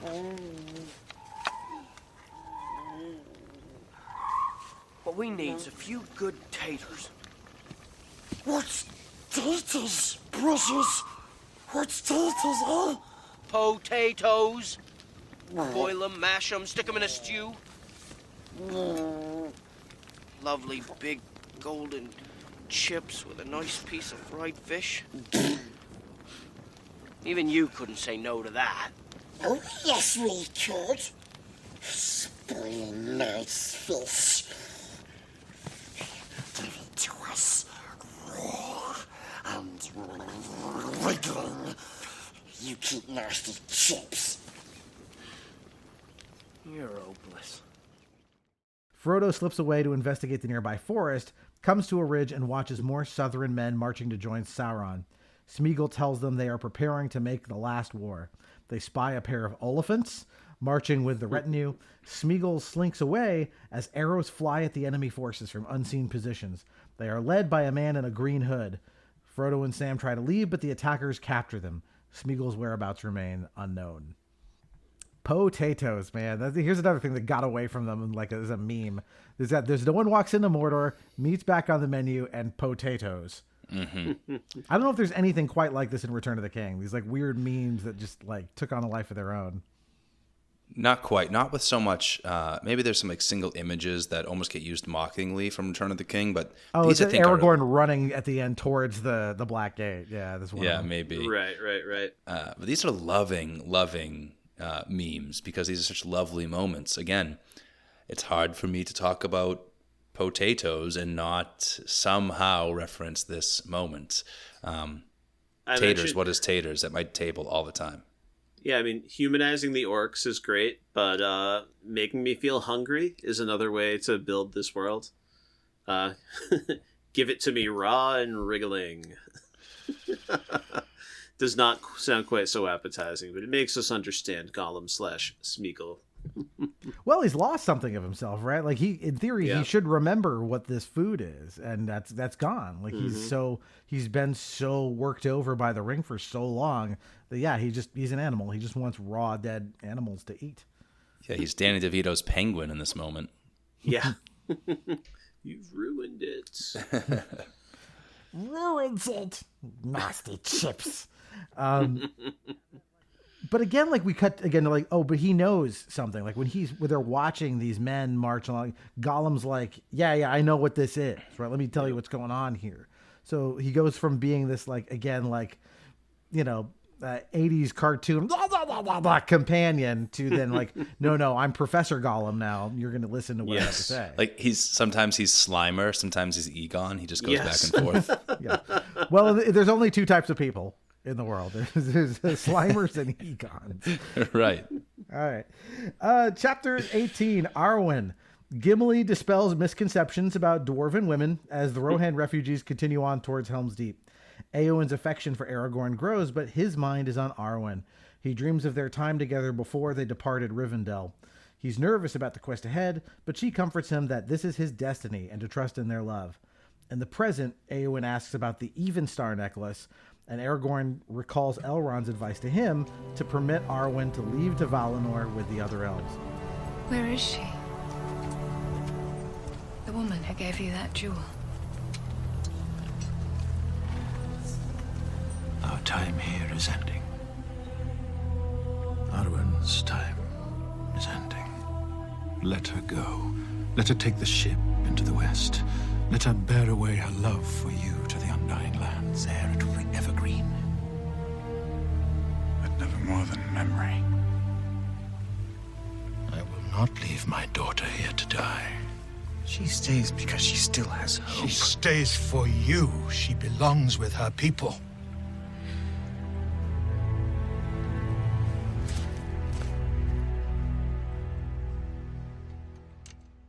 He tells her their love cannot be and tries to return the Evenstar, but she does not accept it back. Aragorn tells Éowyn his love is departing Middle-earth. Great way to bring Arwen into this movie, by the way. Otherwise, she probably would not be there at all. Right. That's all I was going to say, was that this is, again, manufactured for this adaptation. This is not textual, but it's so important for us as an audience to continue to care about the conflict at hand, to care about the people who are involved, both big and small, both macro and micro. This is, it's like beautifully epic. It reminds you of reading an epic poem as things slow down. We're flashing to Arwen. Every time she's on screen, it all feels a little bit more magical. Yeah, absolutely. It's wild to me that they could make these adaptive choices so smoothly in these movies and just fall so hard in the Hobbit movies. Yeah. They make it work. The human stakes are there. You get it. And she even has agency within the story. Like, yes, she loves Aragorn, but even as we see her walk off in that hood, she has ultimately had an effect on her father. She ultimately is going to make her own decision. So I love that. Yeah, and it's any good argument in fiction where both characters actually have a valid point, right? Like, Aragorn loves her. He wants to be with her. She wants to be with him. She's 2,500 years old or something. She can make her own choices. She's a grown-ass woman. But also, Elrond's right. She's just going to watch him die and have to go on. And, there's a good reason they could leave to go to Valinor instead. So, like, it always works when it's like, yeah, nobody's wrong here. Although I had one question for Elrond's logic there. Like, if she were going to be living on immortally, like, I think she could wait a certain amount of time and find a new handsome, dashing man to be with. Or take we'd all be okay with that. Take a later boat to Valinor. It's still there. I don't know. Yeah, there is this implication that no one will ever go to Valinor again after this moment. Yeah. Yeah. All right, chapter 19, Wargs. The scouts ahead encounter Saruman's wargs, which are hyena-like creatures large enough to ride, and a battle ensues. Legolas takes out some from an improbable distance with arrows. Theoden commands Éowyn to lead the populace on to Helm's Deep, though she wants to fight. Legolas makes an impossible jump onto a horse, and the fray begins in earnest. Gimli and Legolas begin counting kills. Gimli is nearly crushed under an increasing pile of wargs and orcs, but Aragorn saves him. Aragorn finds himself caught on a warg saddle and is dragged over a cliff. Gimli and Legolas interrogate the dying orcish rider and learn of Aragorn's little tumble off the cliff, finding the Even Star in the orcs' clutches. There is no time to grieve or bury the dead, as Theoden commands them to continue on toward Helm's Deep. The Edirons arrive safely at the fortress. Not much to say here. This is an action sequence and a cool one. There's no thematic things here, but this is kind of the first of moments where, like, Legolas does something that like truly defies physics. Like, he's good. Like, he's good at archery in Fellowship, but he doesn't do anything quite this, crazy as that. Like, he reaches up with his like opposite hand under the horse's neck to the other side of the horse's head, and then pulls himself up and around onto the saddle. Whoever thought of that somehow flips like. Yeah, and I wasn't sure if the physics would actually even when I was trying to I went back and watched how his body moved, and I was like, I don't know if there's actually any leverage there unless you can literally levitate. I'm not sure if what they're telling us happened could physically happen, but Legolas can make it happen. Some incredible upper body strength. Speaking of which, that was my only comment on this section. How much can Gimli bench? Because he's going to get those first two wargs off of himself, I think, on his own. Yeah, it's a great like moment of like comic stuff in the middle of a battle, like very like Spielberg-y to do stuff like this. Yeah, I will say I don't love every gravity-defying thing they did with Legolas in these movies, but I love this horse one. Elves doing impossible horse tricks is like my favorite live-action beat in all of live-action Lord of the Rings. My favorite stuff in Rings of Power, was literally Galadriel doing impossible horse tricks. So I'll watch elves do impossible horse tricks all day. Yeah. And an interesting choice here to inject some drama, right? This film isn't short on stakes, but I think maybe this large-scale conflict does lack the individual small moments that as we said earlier, remind you. It's like losing Aragorn is an invention for the film, but such an important one. It keeps the audience right on the edge of their seats, and it makes you believe that any one of these heroes could fall away. I think everybody knows Aragorn will reemerge, like he's too high in the billing, but it does make you think that some of these main characters that perhaps you've come to care about in this film won't be here at the end. Right. Chapter 20, Arrival at Helm's Deep. As everyone arrives, we are introduced to the valley's stronghold and its unique geography. The Rohan children are reunited with their mother. Theoden arrives and Gimli delivers the sad news of Aragorn's fall to Éowyn. Theoden discusses strategy, but Wormtongue knows of a small culvert in the wall's base. Saruman fashions a bomb out of gunpowder. Wormtongue doubts Saruman has an army large enough to take Helm's Deep. Saruman speaks to the gathered throng, proving him wrong. How can fire undo stone? What kind of device could bring down the wall?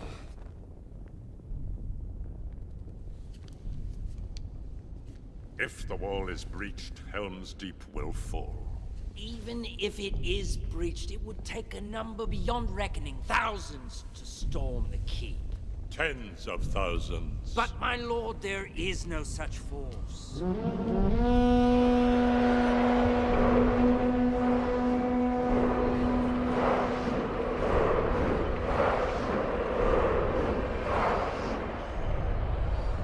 A new power is rising.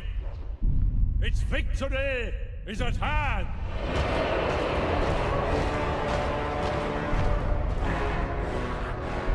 This night, the land will be stained with the blood of Rohan. March to Helm's Deep. Leave none alive. To war!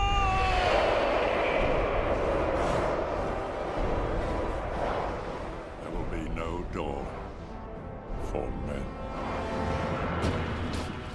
Even Wormtongue sheds a tear for the carnage to come. There will be no dawn for men.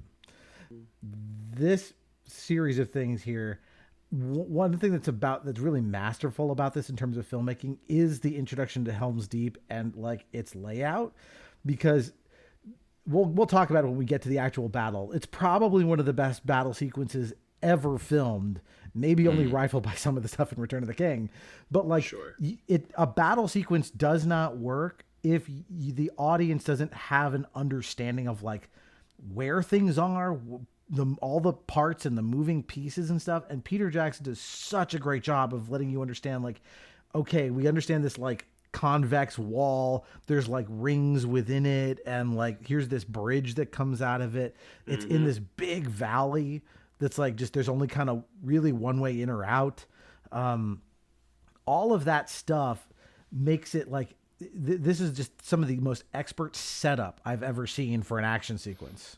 Yeah, our mutual friend Case Aiken just dropped an episode on Troy I was listening to, and that was one of his biggest beefs with Troy is like it's coming out hot on the heels of this movie, but like it's like this one-dimensional wall, and that's our whole sense of what we're protecting. You don't get all the context and the geography that you get here. Love that point. Yeah. And it's so important as the battle will progress. You kind of can appreciate every layer of defense that falls as they have to withdraw one layer further. It's all, it's easy to put yourself in the space. Yep. The bomb is interesting. That's not in the book. But I love the way there's a great moment there where like Wormtongue's got that candle. He's like, how can fire undo rock and stone? And like Saruman has to like grab the candle like, nope. You know, it's a great way of telling the audience what's in there. But it's also like, it's an interesting idea to figure out a way to up the stakes of the battle because they don't have time to let this play out. Like in the books, the battle takes it's more on the time scale of actual medieval sieges that could take weeks. You know, so here we're like, no, we got to blow this wall open fast to keep this, all happening in one night. Yeah, I remember this moment in the movie because in the book there is like they describe some sort of sorcery that he's devised. There is an explosive device of some kind, but it blows up like a small hole in the wall that some orcs can start to like kind of force their way in and through to begin to breach. So when I saw them in the movie the first time carrying two giant things, then the guy comes behind, I was like, this seems worse.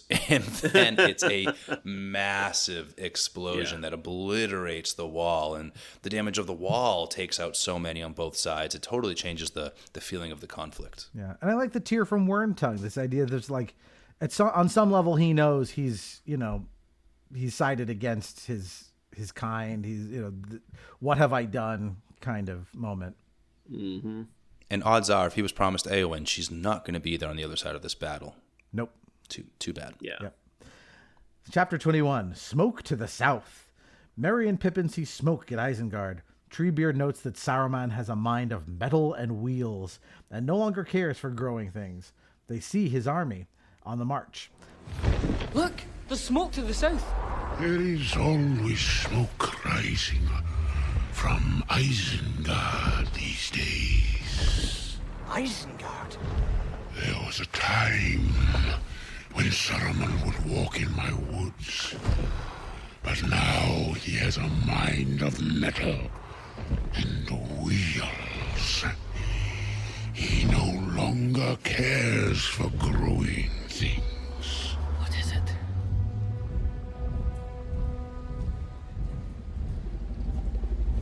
It's Saruman's army. The war has started. Meanwhile, Aragorn floats to safety and dreams again of Arwen kissing him back to consciousness. Brigo, his horse, finds him and bears him to Edoras.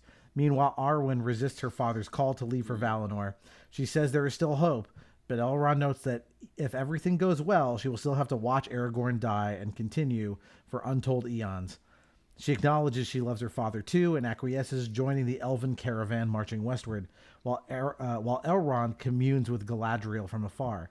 She recounts Saruman's assault on Rohan, while Sauron turns to Gondor, sensing the ring is close and its bearer fading.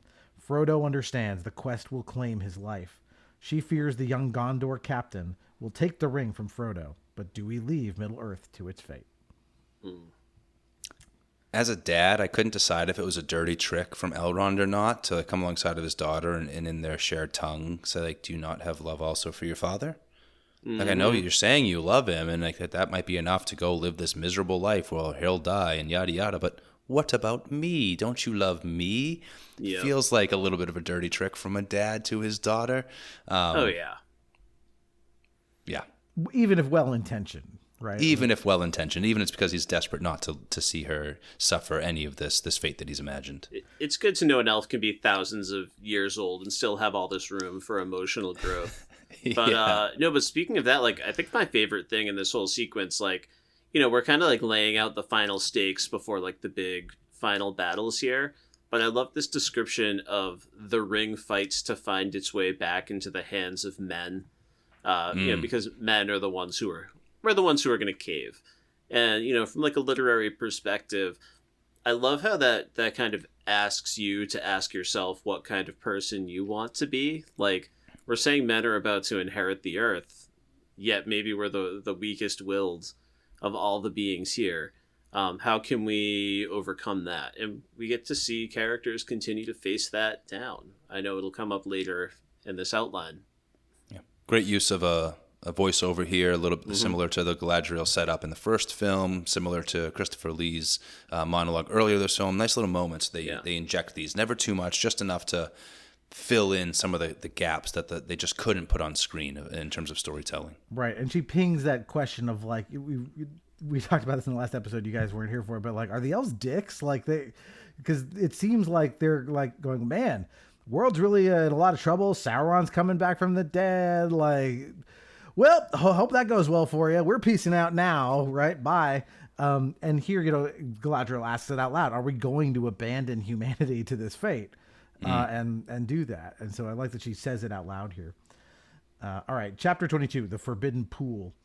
Faramir discusses the current state of the war over a map of Middle-earth. Faramir fears Sauron's assault will come soon because he knows men do not have the strength to repel him. Faramir interrogates Frodo and Sam. He wants to know where Gollum is. Frodo lies about Gollum, but does tell some of the Fellowship, including Aragorn and Boromir. That name gets his attention, and Frodo says he was Boromir's friend. Faramir tells them of Boromir's death and reveals their filial connection. That night, Faramir brings the hobbits to the Forbidden Pool, where Smeagol has been observed singing and fishing. Pool is nice and cool, so juicy sweet. Our leaves to catch a fish, so juicy sweet.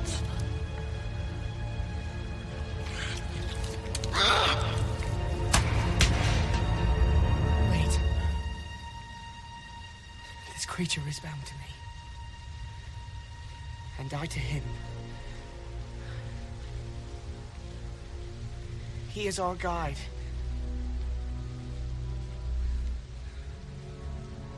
Please, let me go down to him.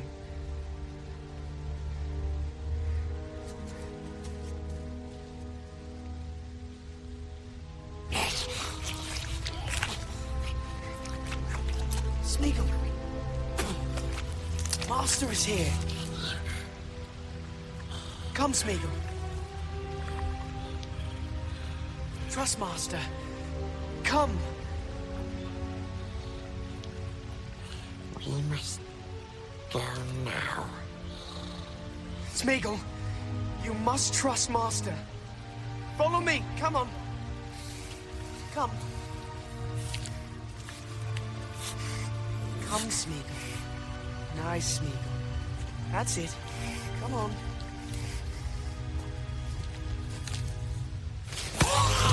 Don't hurt him! Smeagol, don't struggle! Smeagol, listen to me! Master! Faramir threatens to kill Smeagol, so to save his life, Frodo calls to him, but he is captured, severing forever Smeagol's budding trust and chance of redemption.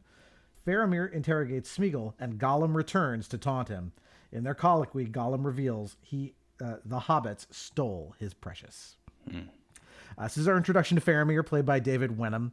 And there's a whole thing in the extended edition where we see Faramir and Boromir and their father Denethor back at Gondor in like happier times. I think it's a really cool scene. I think everyone should watch it. I think it's a pacing killer for this movie, so I'm glad it's not there. Sure.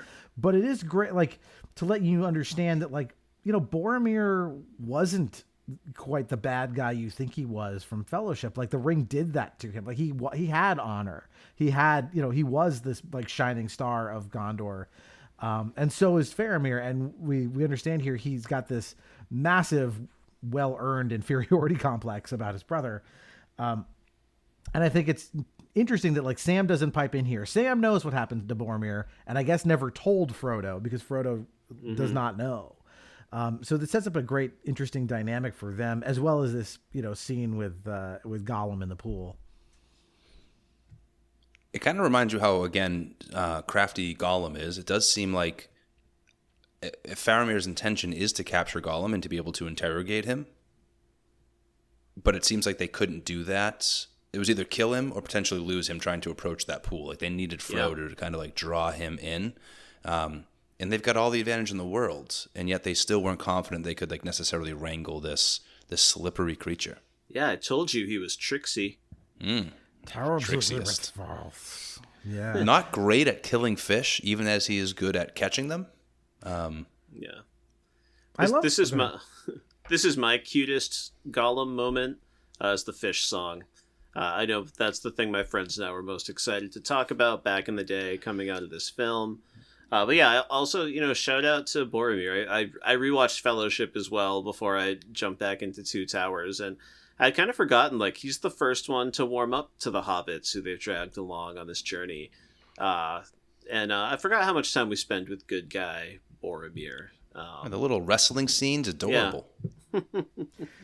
Yeah, and I love this scene here. So as, like, you know, they grab Gollum, they throw him up against the wall, right? And, you know, Faramir's like, you know, tell me what's going on here. And you just watch this from behind, right? We're not doing the back and forth. We're just hearing it. You know, as Gollum is like, he's kind of like, you know, curled up in a fetal position, and you just hear like, Smeagol, Smeagol, as he's taunting him. And you get this sense of like what this looks like from Faramir's perspective of like, what the fuck is this? You know, so that when he finally turns around and screams "my precious" at you, like, it's scary. It's like, now, okay, he's lost now. Like shades of like Bilbo, you know, kind of screaming and lunging for Frodo, right? Mm-hmm. Yeah, and you hate that Gollum has this new way in, this little thing to pick at, that Master betrayed us. We told you he was tricksy. As an audience, you're like, no, don't listen to him. You can trust Frodo. Oh, no. Yeah, he's lost at this point. That's it. You know, from here on out, he's no good. Chapter 23, Faramir's quality. Sam tells Frodo he needs to use the ring to escape. He cannot, and admits Sam was right and apologizes. Frodo knows the ring is taking him and fears Sauron being able to see him. Faramir returns and threatens to take the ring for himself and show his qualities. So, this is the answer to all the riddles. Here in the wild I have you. 2 halflings and a host of men at my call. The ring of power within my grasp.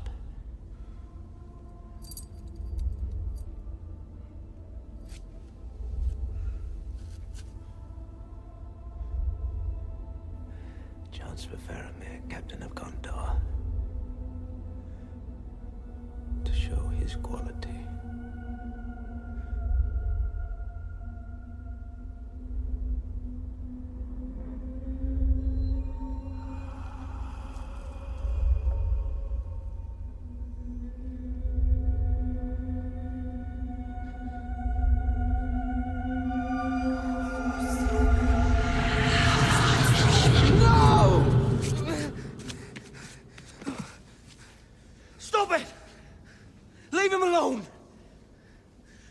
Understand? He's got to destroy it. That's where we're going. Into Mordor. To the Mountain of Fire. Osgiliath is under attack. They call for reinforcements. Please. It's such a burden. Will you not help him? Captain. Prepare to leave. Frodo recoils and Sam tries to explain Frodo's mission to destroy the ring. Faramir learns Osgiliath is under attack and decides the ring shall go to Gondor as they all head off to the front. This is really done, like in that first bit with Faramir and the last thing I mentioned, right, they show you the map. Like, this is so great. Again, Peter Jackson going, like, you have to understand that, like, Gondor is, like, bordering Mordor and Osgiliath is right there on the river. That is, like, the inflection point. And as we'll see, like, it's ruins now because they just keep trading back and forth occupation of this city as they try to get control of this river crossing.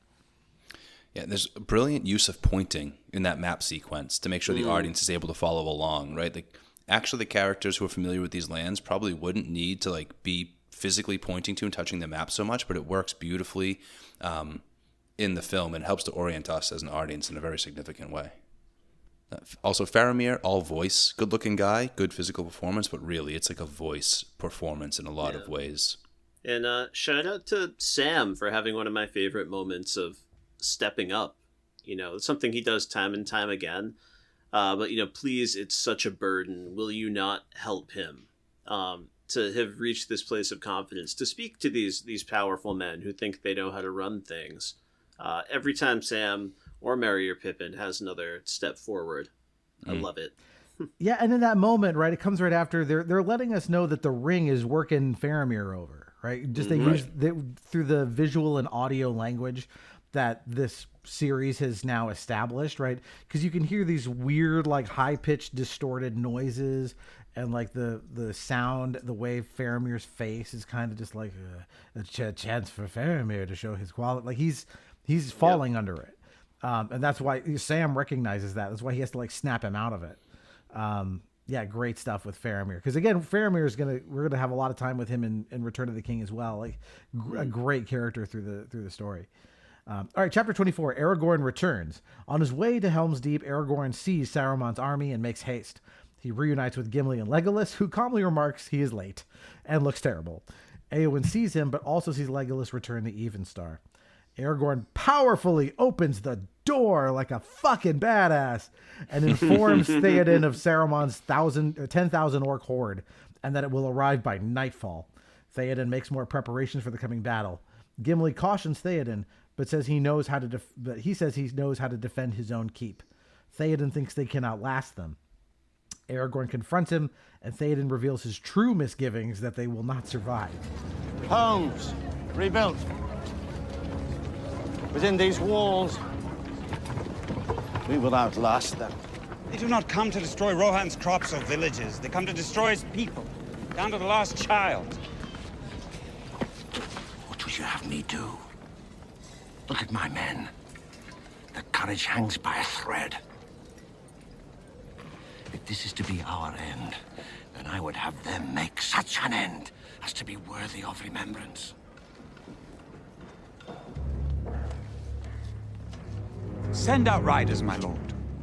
You must call for aid. And who will come? Elves? Dwarves? We are not so lucky in our friends as you. The old alliances are dead. Gondor will answer. Gondor? Where was Gondor when the Westfold fell? Where was Gondor when our enemies closed in around us? Where was No, my lord Aragorn. We are alone.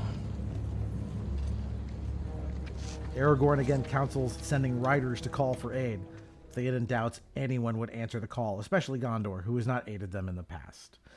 That scene of Aragorn like throwing the doors open was in every trailer. That was like, man, like no one has ever opened a door so cool in their life. Yes. Yeah, it's like the shot of the film.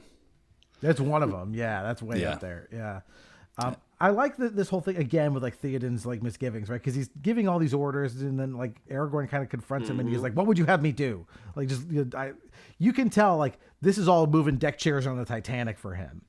Yeah, it is kind of a good like king stuff moment. I do think that they're equally influencing each other here, because Theoden has a point. It's no good for his people to feel the hopelessness of the moment that he feels, right? And so he's trying to overcome that and project something otherwise for his people, and that's king shit. And I think it's good for Aragorn to have that moment with him, even as practical as his concerns are. Chapter 25, The Calling of the Entmoot. Treebeard takes the hobbits to a clearing where an Entmoot will be held. More Ents arrive to begin the meeting to decide if the Ents will go to war. Not much to say here. Again, they take this whole thing with the Entmoot and they kind of break it up over several scenes. But the design of these things, like each one is like clearly based on like a different type of tree. There's like one that's like, this one's more like a willow. This one's more like I think he even calls them, beech oak. Like he uses those kinds of names. Yes. They're so weird. They look like they're from the design team that did Labyrinth more than like Weta. Yeah. Yeah.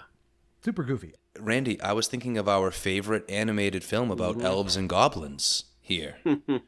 Because there's an Ent that looks just like one of the goblins from Strange Magic. And I was like, I think that's a design choice. I'm going to go back and rewatch that horrible film again and see. Because, yeah, some of these Ents are really beautiful. They're all humanoid and still so tree-like. And they do a nice job of like giving you the same way you have different flavors of people. You've got different flavors, different body types on the Ents, different facial features, really beautifully rendered. Yeah, it's almost an impossible thing to imagine because they clearly do not want to be identified as mere trees. They are Ents. They draw a distinct line, even if they are friends with the trees. Yeah, I mean, if we were going to rank all of the design choices of all of Lord of the Rings, I don't know that Ents would land at number one, but I have fun with them, and I love it for that, if nothing else, that just like initial shock from Merry and Pippin that they realize they are not just in any old tree. So yeah, it's a good time. They feel of the land. Important moment of levity as well.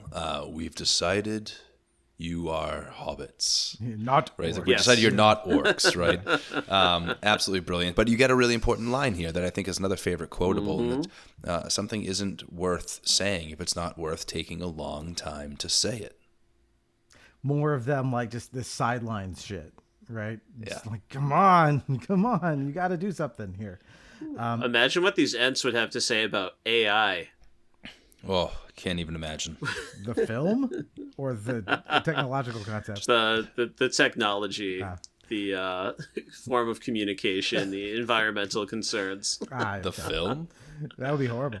All right. Chapter 26. War is upon us. The women and children gather in caves behind Helm's Deep, and all able-bodied men are called out to fight, even the very young and the very old. The trio note how ill-suited the reserve soldiers are. Legolas, in Elvish, notes the long odds, but Aragorn pledges he shall die as one of them and leaves.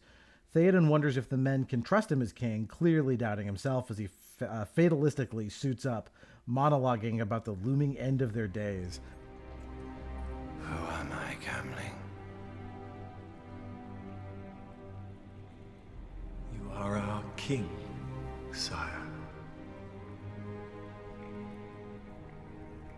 And do you trust your king? Your men, my lord, will follow you to whatever end.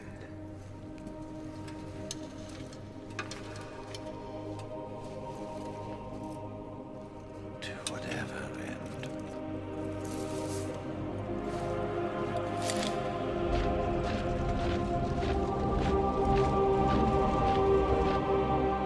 Where is the horse and the rider? Where is the horn that was blowing? They have passed like rain on the mountains, like wind in the meadow.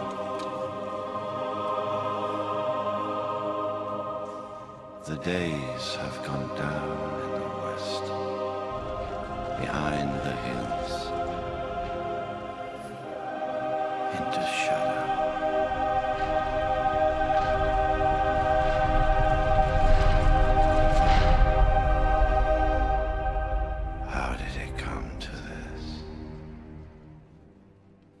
It's not the calm before the storm. It's like, it's worse than that, right? You're watching these like, old people and children like being handed swords. It's like, there's so few of us. I think Legolas says, right, 300 against 10,000. I'm sure that number was chosen, 300 specifically for historical reasons. But yeah, like this is long odds. This really is like, you can understand why Theoden is like, this is a last stand.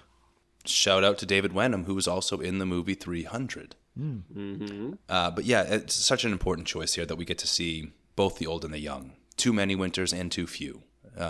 Again, just reminding us of the human stakes at work. Yep. But we've got at least one perfectly good shield maiden right there. Yep. She's going to be, as we see, she's told to hang back with the women in the caves.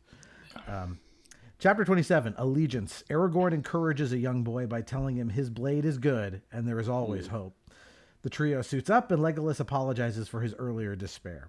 Gimli must make do with man-sized mail. A horn blows and a battalion of Lothlorien elves led by Haldir arrives to provide support to honor their ancient alliance.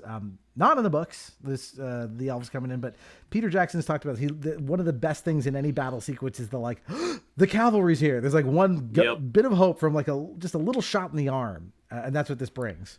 Yeah, and the text will provide a similar shot in the arm later, right? The Ents show up here, I think, in the book, right? You get the trees. You don't see the Ents themselves. You get the shady, shadowy trees that move in concert together and kind of swallow up the orcs. The forest moves in.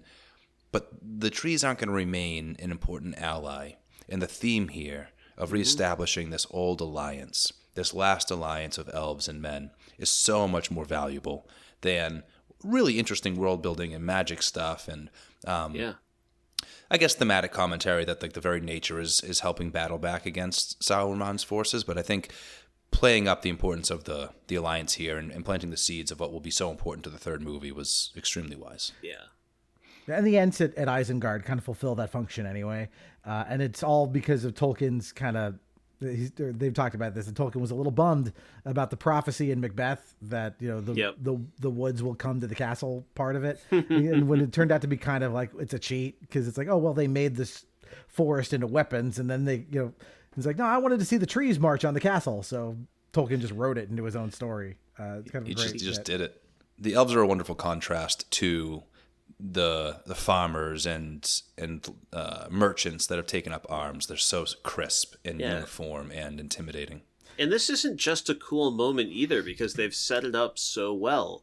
We spent our time in the Dead Marshes seeing the remains from, one of the last times that elves and men fought alongside one another. And again, Arwen, working Elrond, suggesting that maybe we do still have a responsibility to this world, even if we've got some magic ships that we can hop on and get away from it all. Maybe you don't just run away. So I love how earned this moment feels. It's not coming out of the blue. It's not just a surprise. it thematically is important. Yeah. Chapter 28. So it begins. Gimli's view on the wall is limited. He provides some gallows humor as a storm descends on Helm's Deep. Amidst the thunder and lightning, Saruman's horde at last arrives. Aragorn speechifies as the Uruks roar. As the Uruks chant, the standoff intensifies. Archers ready, and an old man accidentally loses an arrow and takes down an Uruk, prompting them to charge the wall. The archers rain arrows on the Uruks, who begin firing back with crossbows. They place ladders and begin fighting on the ramparts. Legolas and Gimli continue to count slain foes as more and more ladders arrive. That moment of like that one Uruk on the rock there, just like kind of commanding there. Yeah. This is such a great, like, tense moment of a standoff. And again, the layering in of humor from Gimli, like, just enough to cut that tension to make all of the elements work better. Yeah, just enough. I was going to say phenomenal sound design on the roars of the orcs. There are only a few creatures on Earth, like big cats, that can roar like that. Like a cheetah can't sound like a tiger. And there's an orc at the front it's a tiger. You know, it's an impressive roar. And whoever did the sound design on that deserves all the acclaim that I'm sure they enjoyed after this film. Well, you have the good soccer fans of New Zealand to thank for that, because famously Peter Jackson took a microphone out to a soccer stadium during a match and got all of the gathered audience to chant in black speech and like roar and stuff. And so like you feel that, like, right, that scene where Saruman throws open the doors to like, oh, there's the army, and you hear that chanting. Like we've all been in a stadium where people are like actually chanting something. Like that's what that sounds like. Oh wow. And Kris and I are both from the Boston area, so we've been in the stadium and sometimes heard that chanting get pretty ugly. Yeah. Yes. All right, so the battle's now starting in earnest. But we cut away. Chapter 29, Entmoot. The Ents sway, communicating in their own language. After great deliberation, they have finally agreed that Merry and Pippin are not orcs. Merry asks what they think about Saruman. When Treebeard calls him hasty, Merry tells him their friends need aid. But as you said, Kris, Ents never say anything unless it is worth taking a long time to say. And yeah, we kind of talked about this already, but like I like Merry stepping up here, going like, "Come on, we can't just do this. We can't just sit here and pussyfoot around while the world falls apart." Yeah, it reduces some of the thematic work that the Ents are doing in the text, because they do come to this conclusion on their own. They've heard from the hobbits about the destruction, but they get themselves pretty good and riled up to go and take down Isengard, which is its own amazing sort of excitement in the book, but so much more important in this film and the way the story is being told by Peter Jackson, to have the hobbits step up, to have them be this important crux of this moment, that this doesn't happen if not for the intervention of hobbits. Such an important adaptive choice. Right. Okay, chapter 30. Is this all you can conjure? The battle continues as Uruks march, shielded, up the causeway. Theoden wonders if this is all Saruman can conjure, but the White Wizard's bomb is placed. Archers try to bring down the torch-bearing Uruk, but even Legolas's perfect aim is not enough to stop the wall from being blasted open. Some Uruks rush the opening, while the ones on the causeway reveal a concealed battering ram. Aragorn is in the Uruk's path, but Gimli bravely cannonballs into them. Aragorn and the elves charge to blunt their advance. Legolas shield surfs into the fray. Yeah, Theoden was getting me ready for football season here. Like, this reeked of, like, this. He hasn't missed a single kick all season. And now he steps up for a simple, 32-yarder. Something's going to go wrong. And yeah, sure enough, we get the Olympic torchbearer.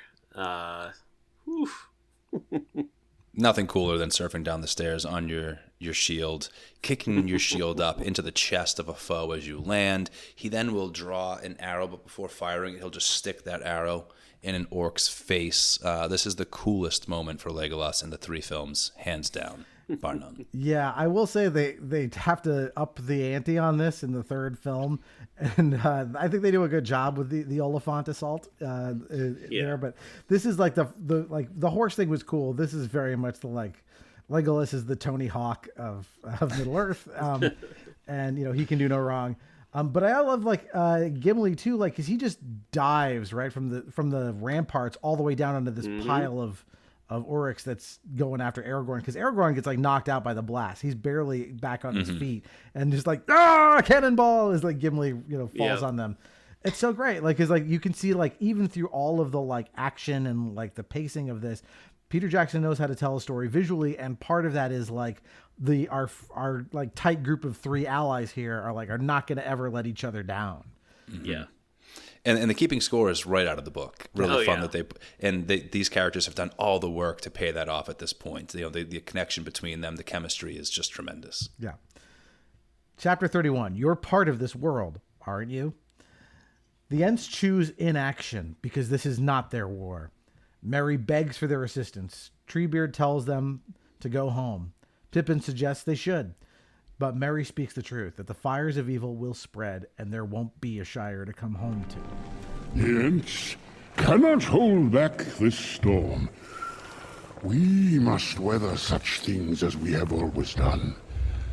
How can that be your decision? This is not our war. But you're part of this world! Aren't you?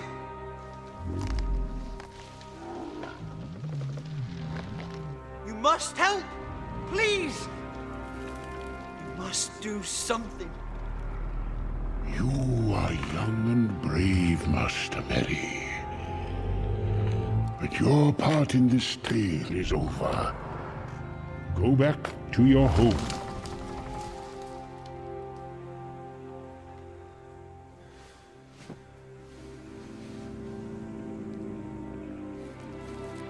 Maybe Treebeard's right.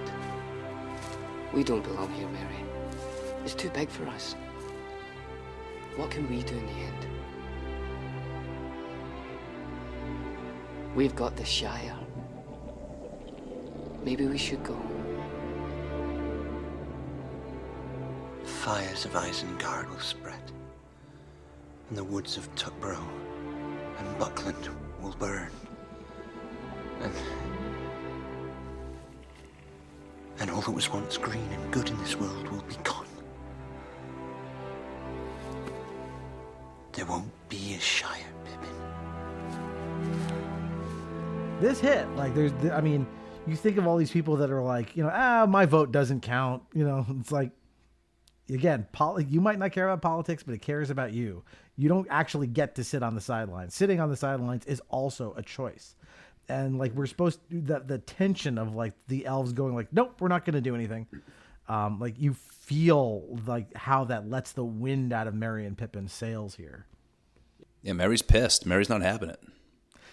Yeah, it's interesting that Pippin is willing to, I don't know, maybe we should go home. Merry's kind of the first of these two to really step up. Yeah, then it'll be Pippin who has the clever plan to, if we can't convince him, I know what will. Let's head south. Right. Yeah, they're both growing. Pippin can be more strategic in the moment. When he manages to drop that little leaf at the beginning of the movie and help keep that trail alive for everyone else, you can tell he's trying to make up for his crimes in the mines of Moria for sure. Yep. Chapter 32. Toss me. Theoden commands Aragorn and his men to fall back to the keep as the breached walls of Helm's Deep no longer offer protection. Haldir is slain before Aragorn can save him, one of many elves who have met that fate. Aragorn rides a ladder down into the Oryx as the battering ram continues to further breach the door. Theoden is speared in the shoulder defending the gate. He asks Aragorn to buy him time. So he and Gimli sneak out a side door, and with a toss, the two attack from the side while the door is braced. Oh, come on, we can take him. It's a long way.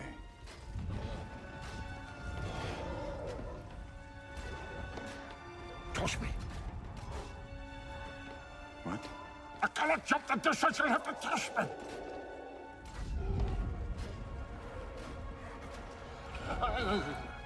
Don't tell the elf. Not a word.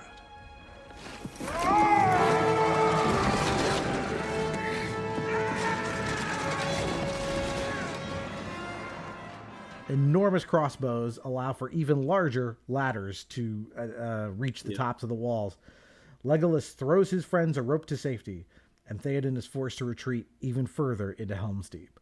This whole sequence, again, like, it's amazing how they find time to, like, take a little detour from the battle for, like, a comedy moment. You know, toss me, calling back to the Khazad-dûm sequence in the last movie. You know? Don't tell the elf. Yep. It is a bummer how short a time they get from that reinforced door, though, after going through all that trouble. Yeah, but like, what amazing combatants they are, right? Because like first they knock. Think of how many Uruks are on that like causeway, and it's just the two of them, just holding court there, knocking them all aside, slashing at them. You know, these really are some of the best combatants in Middle Earth. Oh yeah, because I don't want to lose any comic relief from Gimli, but like sometimes I worry in the movie that they do not acknowledge his skill as a warrior quite enough. So it's nice for him to get a moment like that. Yeah, I mean, this sells it for sure. That like, these guys are, you know, very, very good at what they do. Mm-hmm. All right, chapter 33, A New Direction. Treebeard carries the hobbits west toward the Shire, but Pippin asks him to go south past Isengard with some shaky logic. Treebeard agrees and decides to go south. Merry fears they will be caught, but Pippin has a plan.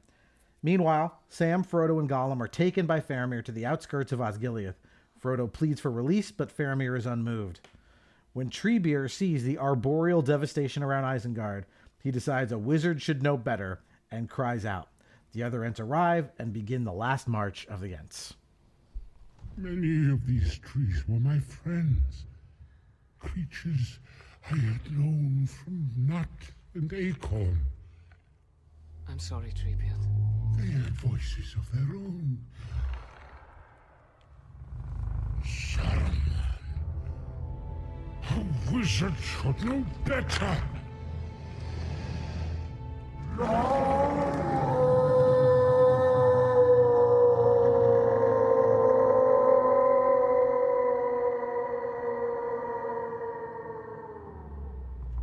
There is no curse in Elvish, Entish, or the tongues of men for this treachery. Look, the trees. They're moving. My business is with Isengard tonight, with a rock and stone.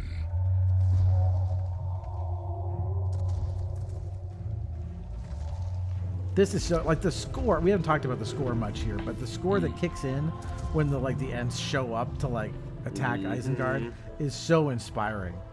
Yeah, I was a little ahead of this moment before, as we were talking about, but where Pippin chimes in here, and he has that less than sound logic, but again, an iconic quote from the film: "The closer we are to danger, the farther we are from harm." Really, really difficult for a person with a Boston accent, but if you're practicing your diction, it's an excellent practicing phrase.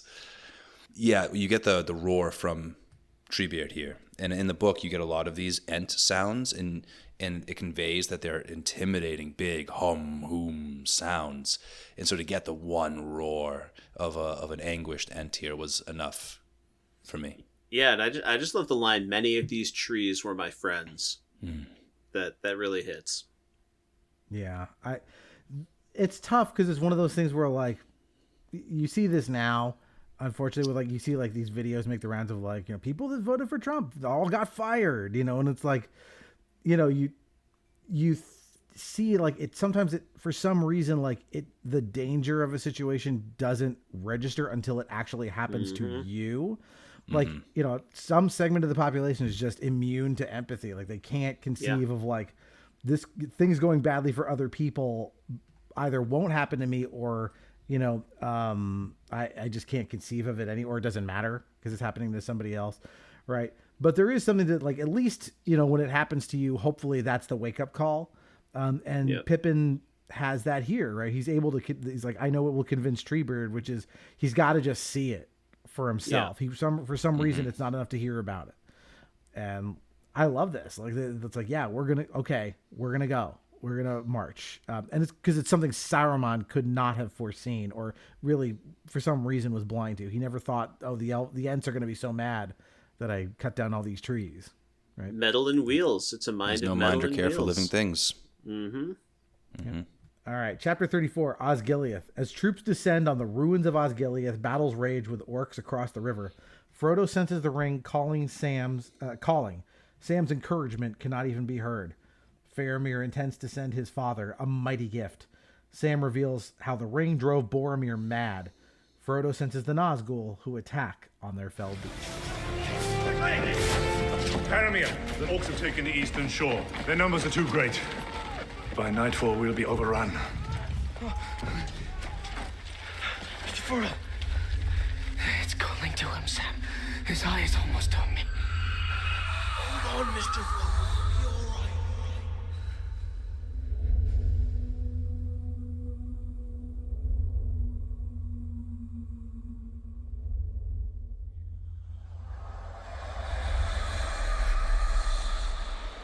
Take them to my father. Tell him Faramir sends a mighty gift. A weapon that will change our fortunes in this war. You want to know what happened to Boromir? You want to know why your brother died? He tried to take the ring from Frodo. After swearing an oath to protect him, he tried to kill him. The ring drove your brother mad. Yeah, this great moment, right, where Sam is finally able to like get to Faramir. Like, you want to know how Boromir died? I'll tell you. Yeah. It's a powerful moment, and just the pacing of this, that they're able to again like cut away from Helm's Deep and interlace this, because of course in the books this is not interwoven.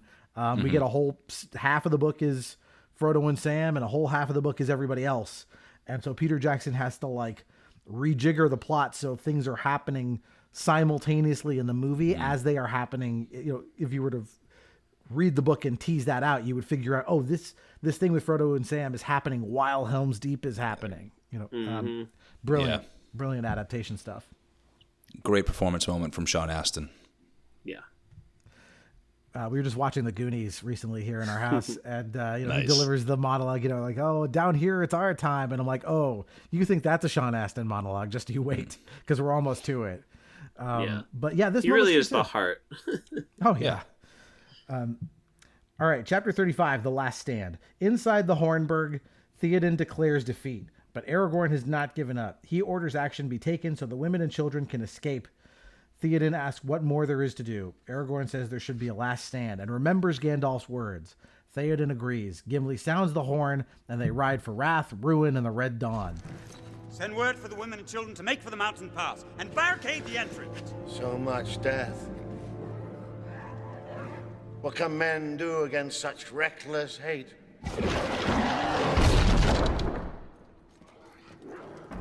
Ride out with me. Ride out and meet them. For death and glory. For Rohan. For your people. The sun is rising.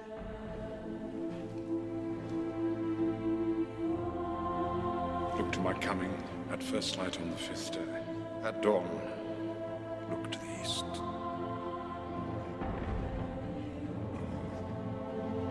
Yes. Yes. The horn of Helm Hammerhand shall sound in the deep. One last time. Yes! Let this be the hour when we draw swords together.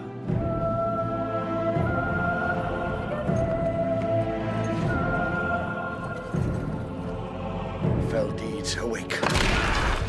Now for wrath, now for ruin, and the Red Dawn!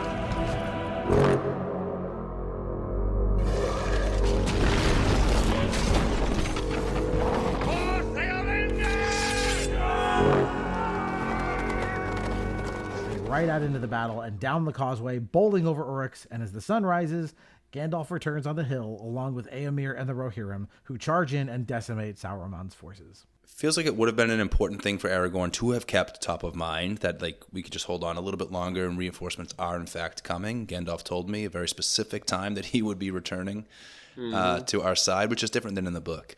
Right. But Yeah, but he did lose sight of that so that we could have this moment where it dawns on him again, pun intended. And what an inspiring ride. You know, it was cool to watch Aragorn and Gimli hold the causeway there against so many Uruks, but to watch these horses just sweep their enemies aside as they make their way down the bridge. It's beautiful. Yeah, and like such a reminder that Wormtongue just overstepped so much by scorning the Rohirrim so intensely that it really comes back to bite them in the end. Well, there are, like, we haven't talked about this, but like the Rohan culture is like, this is a horse culture, right? All of their iconography is horses, you know, all of their carvings and their tapestries and their architecture and stuff like that. Their whole culture is based around horses. And so like because these horses are like legendary, not just Shadowfax, but like all their horses and their horsemanship, like when we see their equestrian, majesty as they ride through, like that, you feel that, you know, as they do that. But what I love here is that, like, again, this will come up in Return of the King. It's like, this is Aragorn's, last stand way more than it is Theoden's. Like, Aragorn has to kind of like lead him to this and get him to do it. It really feels like, Aragorn is the king here, even if not in actuality. Yeah, totally. All right, so we're almost here. It is, chapter 36, The Great Stories. The Ents lay waste to Isengard as Saruman helplessly looks on. War machines are destroyed, and the river is released, dousing the forges in the cracks below Orthanc. Meanwhile, Frodo, ensorcelled by the ring, wanders out onto the Osgiliath rooftops and displays the ring to the Nazgul. He is about to put it on when Sam pulls him down. Frodo nearly kills Sam, but Sam is able to get through to him. Frodo collapses and declares he cannot do this. Sam then delivers a powerful speech that there is some good in this world, and it is worth fighting for it. It's like in the great stories, Mr. Frodo. The ones that really mattered. Full of darkness and danger they were. And sometimes you didn't want to know the end. Because how could the end be happy? How could the world go back to the way it was when so much bad had happened?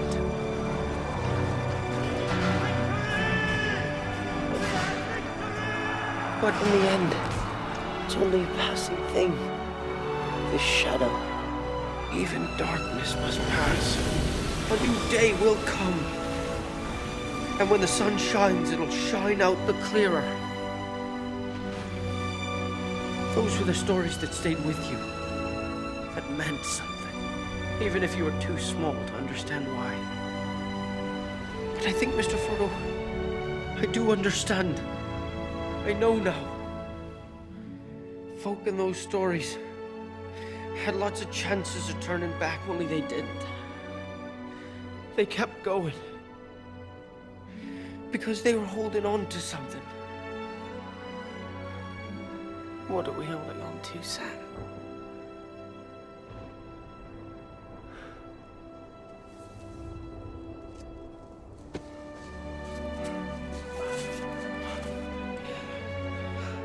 There's some good in this world, Mr. Frodo.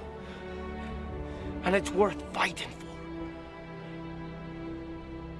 Even wretched Gollum feels it. Faramir understands Frodo and agrees to let them go, even if it will forfeit his life in his father's eyes. Here it is, guys. The scene, the speech. What do you think? Our whole podcast is about why stories are so important. Yeah. And to see Sam turn to those stories to embolden Frodo, to see them lift one another up, and envision this greatness for themselves.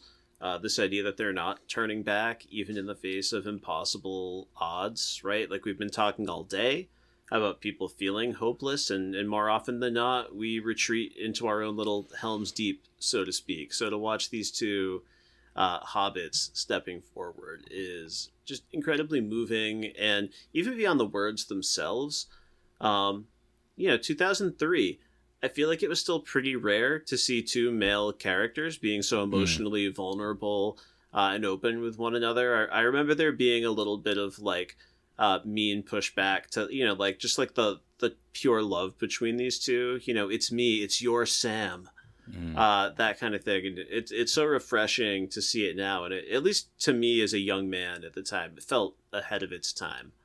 And I'm glad I got to see that relationship on screen.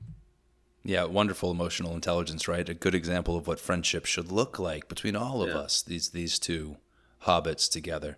I love the point that Sam makes here in his speech about the choice to keep going, and how many of these great stories never would have got to the ending that we know if not for the consistent and deliberate choice to keep going when they could have or should have turned back. Yeah. Those smaller choices are so easily lost when you tell the big picture narrative on the other side of it. But all along the way, these great stories are filled with people making choices, individual small choices that all add up in such important and meaningful ways. Yeah, this speech is, I think it's slightly different in the book, but not much, just some minor paraphrasing.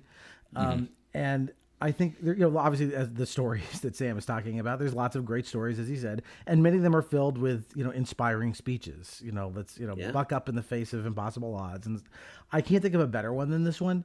I think there's something, I still find the speech more moving every time I watch it. And there's something about, like, this kind of, like, kindness is courage. We've been here, we're recording this just after the release of Superman, and there's all this talk about kindness is punk rock, right? But it is, right? It is when you're up against you're kind of this evil empire or system or whatever. It's like being like brave and true and good, and like especially here, right? Being loyal and having fortitude in the face of these impossible odds, like that is its own form of rebellion. And Sam's exhortation to Frodo to like buck up. It's he's not only delivering it to Frodo, it's that it's to us, the audience, and also across Middle Earth, because this is intercut with the footage of celebration at Helm's Deep and at Isengard, right? Like this is reaching across, thematically to everybody and saying like all of this despair that Sauron are sending out, like you're never gonna win, you might as well give up, you can't do anything. It's like, yeah, you can. You stand up and you fight. And like this is such a perfect encapsulation of that concept. Yeah. All right. Chapter 37, the battle for Helm's Deep is over. Gandalf leads the company to look at Mordor and declares a larger battle awaits ahead, and that all their hopes lie with Sam and Frodo. Sam wonders if people will ever find their story compelling.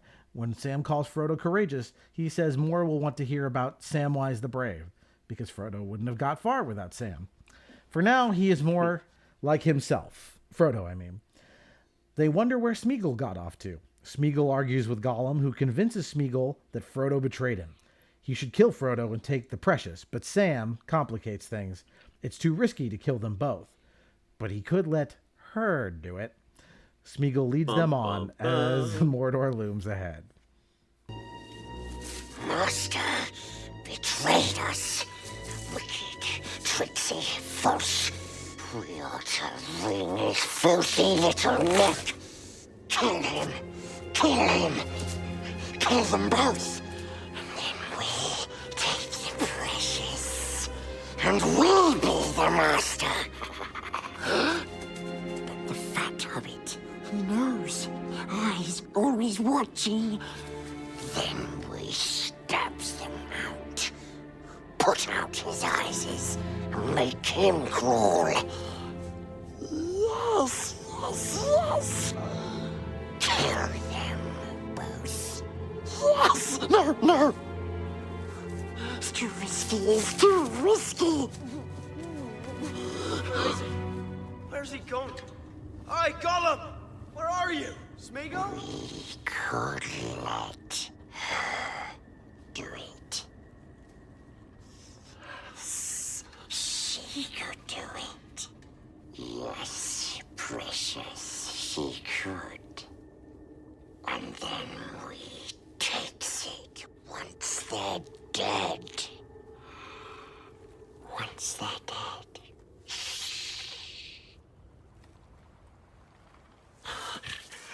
Come on, hobbits. Long ways to go yet. Smeagol will show you the way. Follow me. So here we are. Yeah, it's a great. I mean, the fact that they find their way to an ending in a middle chapter is actually pretty good. Mm-hmm. Oh yeah, this brings me back to my roots of the animated Lord of the Rings. Of course there'll be songs and stories. Frodo of the Nine Fingers and the Ring of Doom. Come on. Yeah, perfect. Remarkable how they're able to inject the hope that we need to sustain us at the end here, as well as like the clear understanding that this thing ain't over. Sam and Frodo, they still got this little worm traveling along with them. Even if Frodo seems more himself, we're having a nice hopeful moment, we're still in danger. Yes, the Battle of Helm's Deep is over, but how chilling is the shot of Mordor with the pillar of fire culminating in the Eye of Sauron on the left, and Mount Doom just sort of constantly spouting flames on the right. It's a wonderful balance of like, there's still some shit ahead, but for now, you can breathe easy. For now, we can enjoy a victory. For now, we can hope. Well, also, I mean, when Gandalf says, right, the battle for Helm's Deep is over, the battle for Middle-earth is about to begin, we've just seen the battle for Helm's Deep. This is the biggest, most crazy battle most people had ever seen captured on film at this point. And then to say, oh, it's going to be bigger and worse. How could it be bigger and worse? Well, we'll find out. You know, but that's what's so terrifying is like the scale keeps getting just up and up and up. And now, like, again, we're still back to Frodo and Sam alone with Gollum, who we now know is like beyond redemption at this point. I wanted to point out something we didn't talk about during the Sam speech, because this relates to Gollum, is as Sam says there's some good in this world and it's worth fighting for, they cut to this shot of Gollum and as his face drops in this crestfallen way. And I want to get I have my thoughts on it, but what do you think is Gollum is thinking in that moment? Because I think it's really powerful in just a simple, shot, just Andy Serkis acting his ass off. But what do you think that is going through Gollum's head there? I mean, I just made a reference to, a spoiler for for Return of the King, right? Frodo of the Nine Fingers. Yes, Gollum is back, but I can't help but read it as a reminder that we haven't crushed out all the light in there. Like, even in a final act of desperation on some level, I think Smeagol is acting out of goodness, even if he's only seeing this one end for himself. Arguably he's overstayed his welcome. It's not unlike, Bilbo in Fellowship having to acknowledge that age is catching up to him, owning up to some mistakes of the past and things like that. So I've got to read it in a positive light. Yeah, I think I can tend to agree with you there, Randy. I do think that we need to believe that Smeagol, there's still a glimmer of light, a glimmer of hope that he can come back. He's not all the way lost. And I think that for Smeagol, it's heartbreaking what has to transpire next, right? This is also a creature who has shown us that he is bound by his word. He might try and trick his way and manipulate the letter of his word, right? Like, go back to the riddle game with Bilbo in the cave once upon a time, and he has sworn himself to master here. I think that's a big reason why they need her to do it, not just because Sam is ever watchful and it's too risky to kill them both. I think part of it is risky because he believes in a deep magic that binds him to his word. Killing Sam is one thing, but not master. But she can do it. They can find a loophole in that deal through her. And I think that's breaking Smeagol's heart here, that, he's going to get what he wants maybe with this plan, but Smeagol isn't happy about it. Yeah. See, I read it more existentially, that, you're right, there's some part of Smeagol that's still good in there. But when Sam says there's good in this world and it's worth fighting for, and he has that just, you can see, the bottom of his heart drops out, it's a little bit but not for me. I am. He's recognizing he is beyond saving, right? He's maybe he can't. He thinks he can't come back. Whether that's true or not, maybe he can, but he doesn't believe it, and it's not going to happen if he doesn't believe it. But there's some sort of he is not connected to this concept that Sam is talking about, and he can see the distance between where he is and what Sam is talking about. So that's how I read it. But you know what's so interesting about that observation? I love that observation because it helps give complexity to the very feeling that he's wrestling with, because he can only feel that way if there is still some hope for him. Yeah. He knows what hope looks like. He can't reach it. Yeah. Beautiful. Right, so we're here at the end of the tale for now, but I didn't want to sign off without doing some of your guys' awesome segments. So don't know what order you want to do these in. I don't remember what you normally do. So Randy, Kris, I'll throw it to you as to what we're covering in terms of like favorite shots, props, that kind of stuff.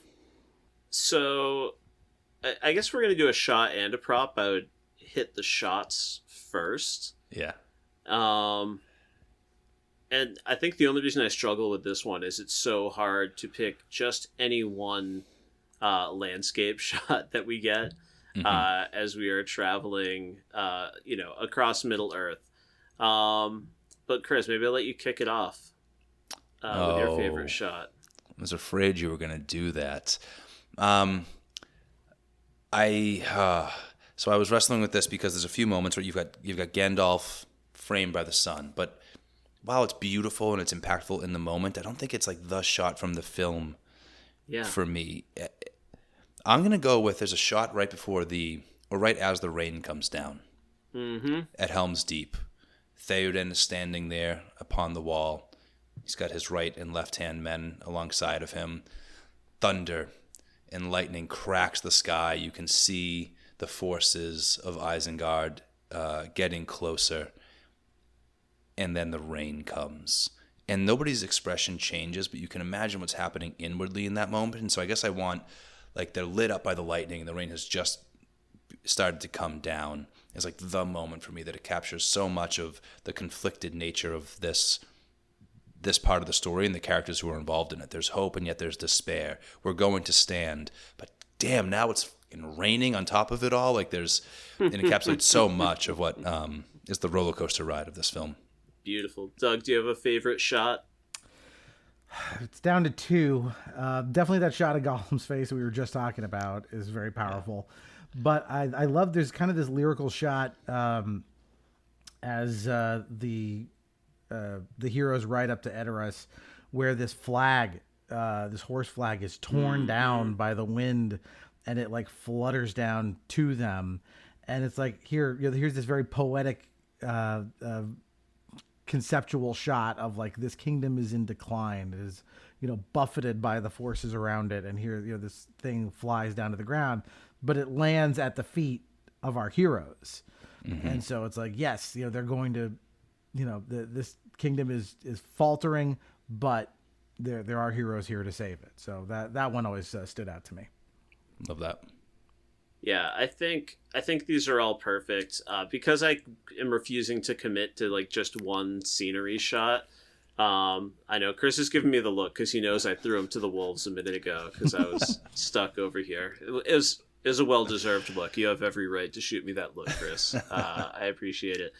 I think I'm going to go just at the end, just before Sam's able to intervene, to see the Dark Rider, the Nazgul, rising up on its beast. I believe that was a big trailer shot. That was one of those moments that really just captured like the fear and the danger, because those Black Riders are already so scary on horseback. And I remember reading that in the books for the first time. They've got these new creatures. To see them rise up to meet Frodo, his finger is about just right next to that ring, ready to reveal himself once again.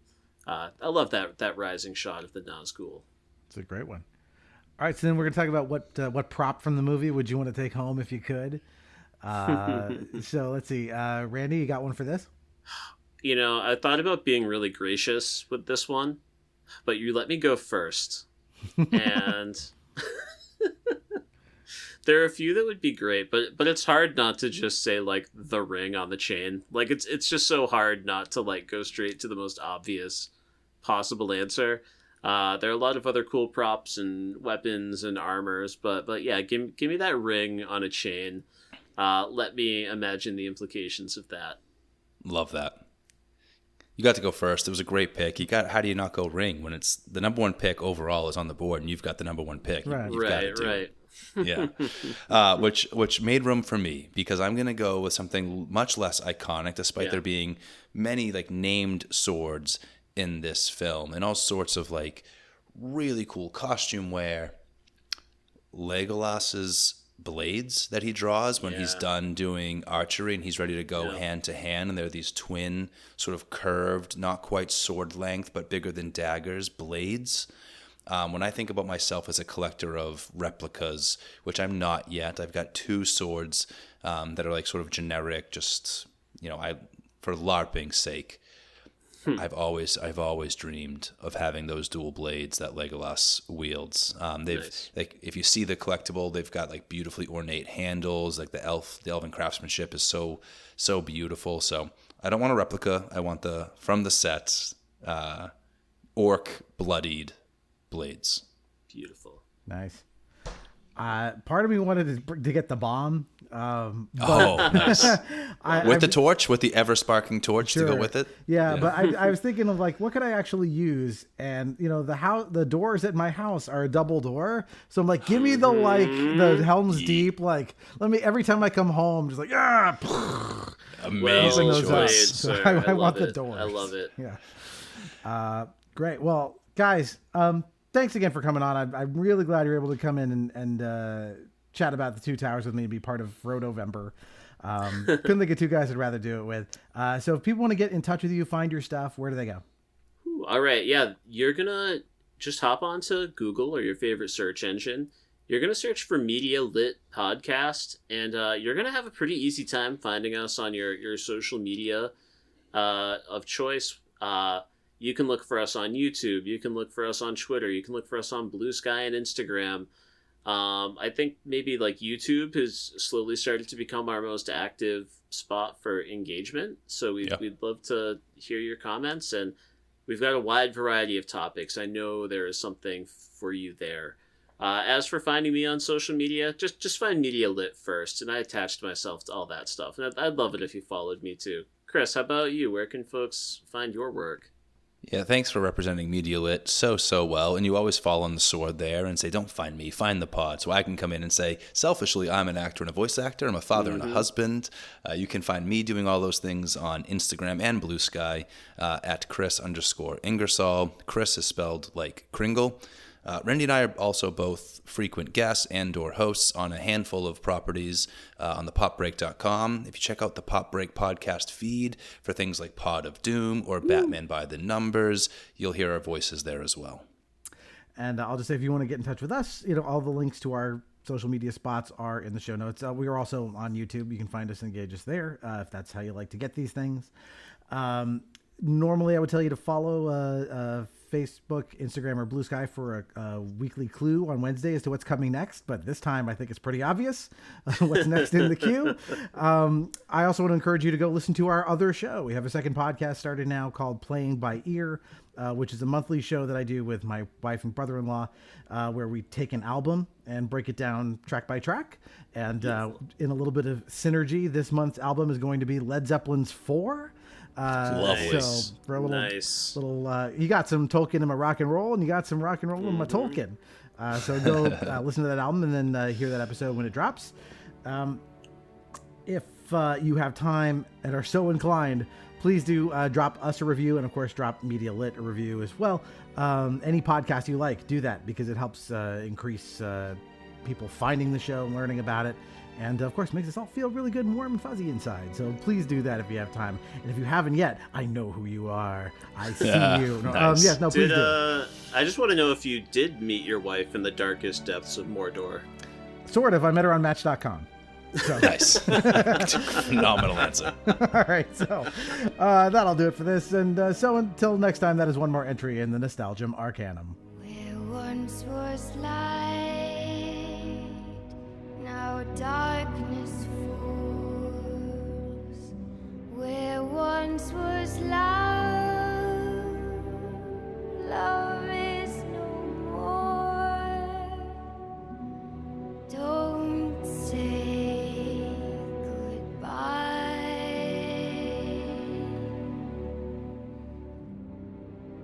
Don't say I didn't try.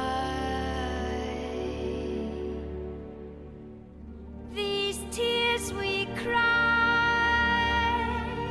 are falling rain for all the lies you told us, the hurt, the blame, and we will wait to be so alone. We are lost, we can never go home. What we need's a few good taters. What's taters, precious? What's taters, huh? Potatoes. Boil 'em, mash 'em, stick 'em in a stew. Boil 'em, mash 'em, stick 'em in a stew. Boil 'em, mash 'em, boil 'em, boil 'em, boil 'em, mash 'em, boil 'em, boil 'em, boil 'em, mash 'em, stick 'em in a stew. Boil 'em, mash 'em, boil 'em, boil 'em. Potato, potato, potato, potato. Boil 'em, mash 'em, stick 'em in a stew.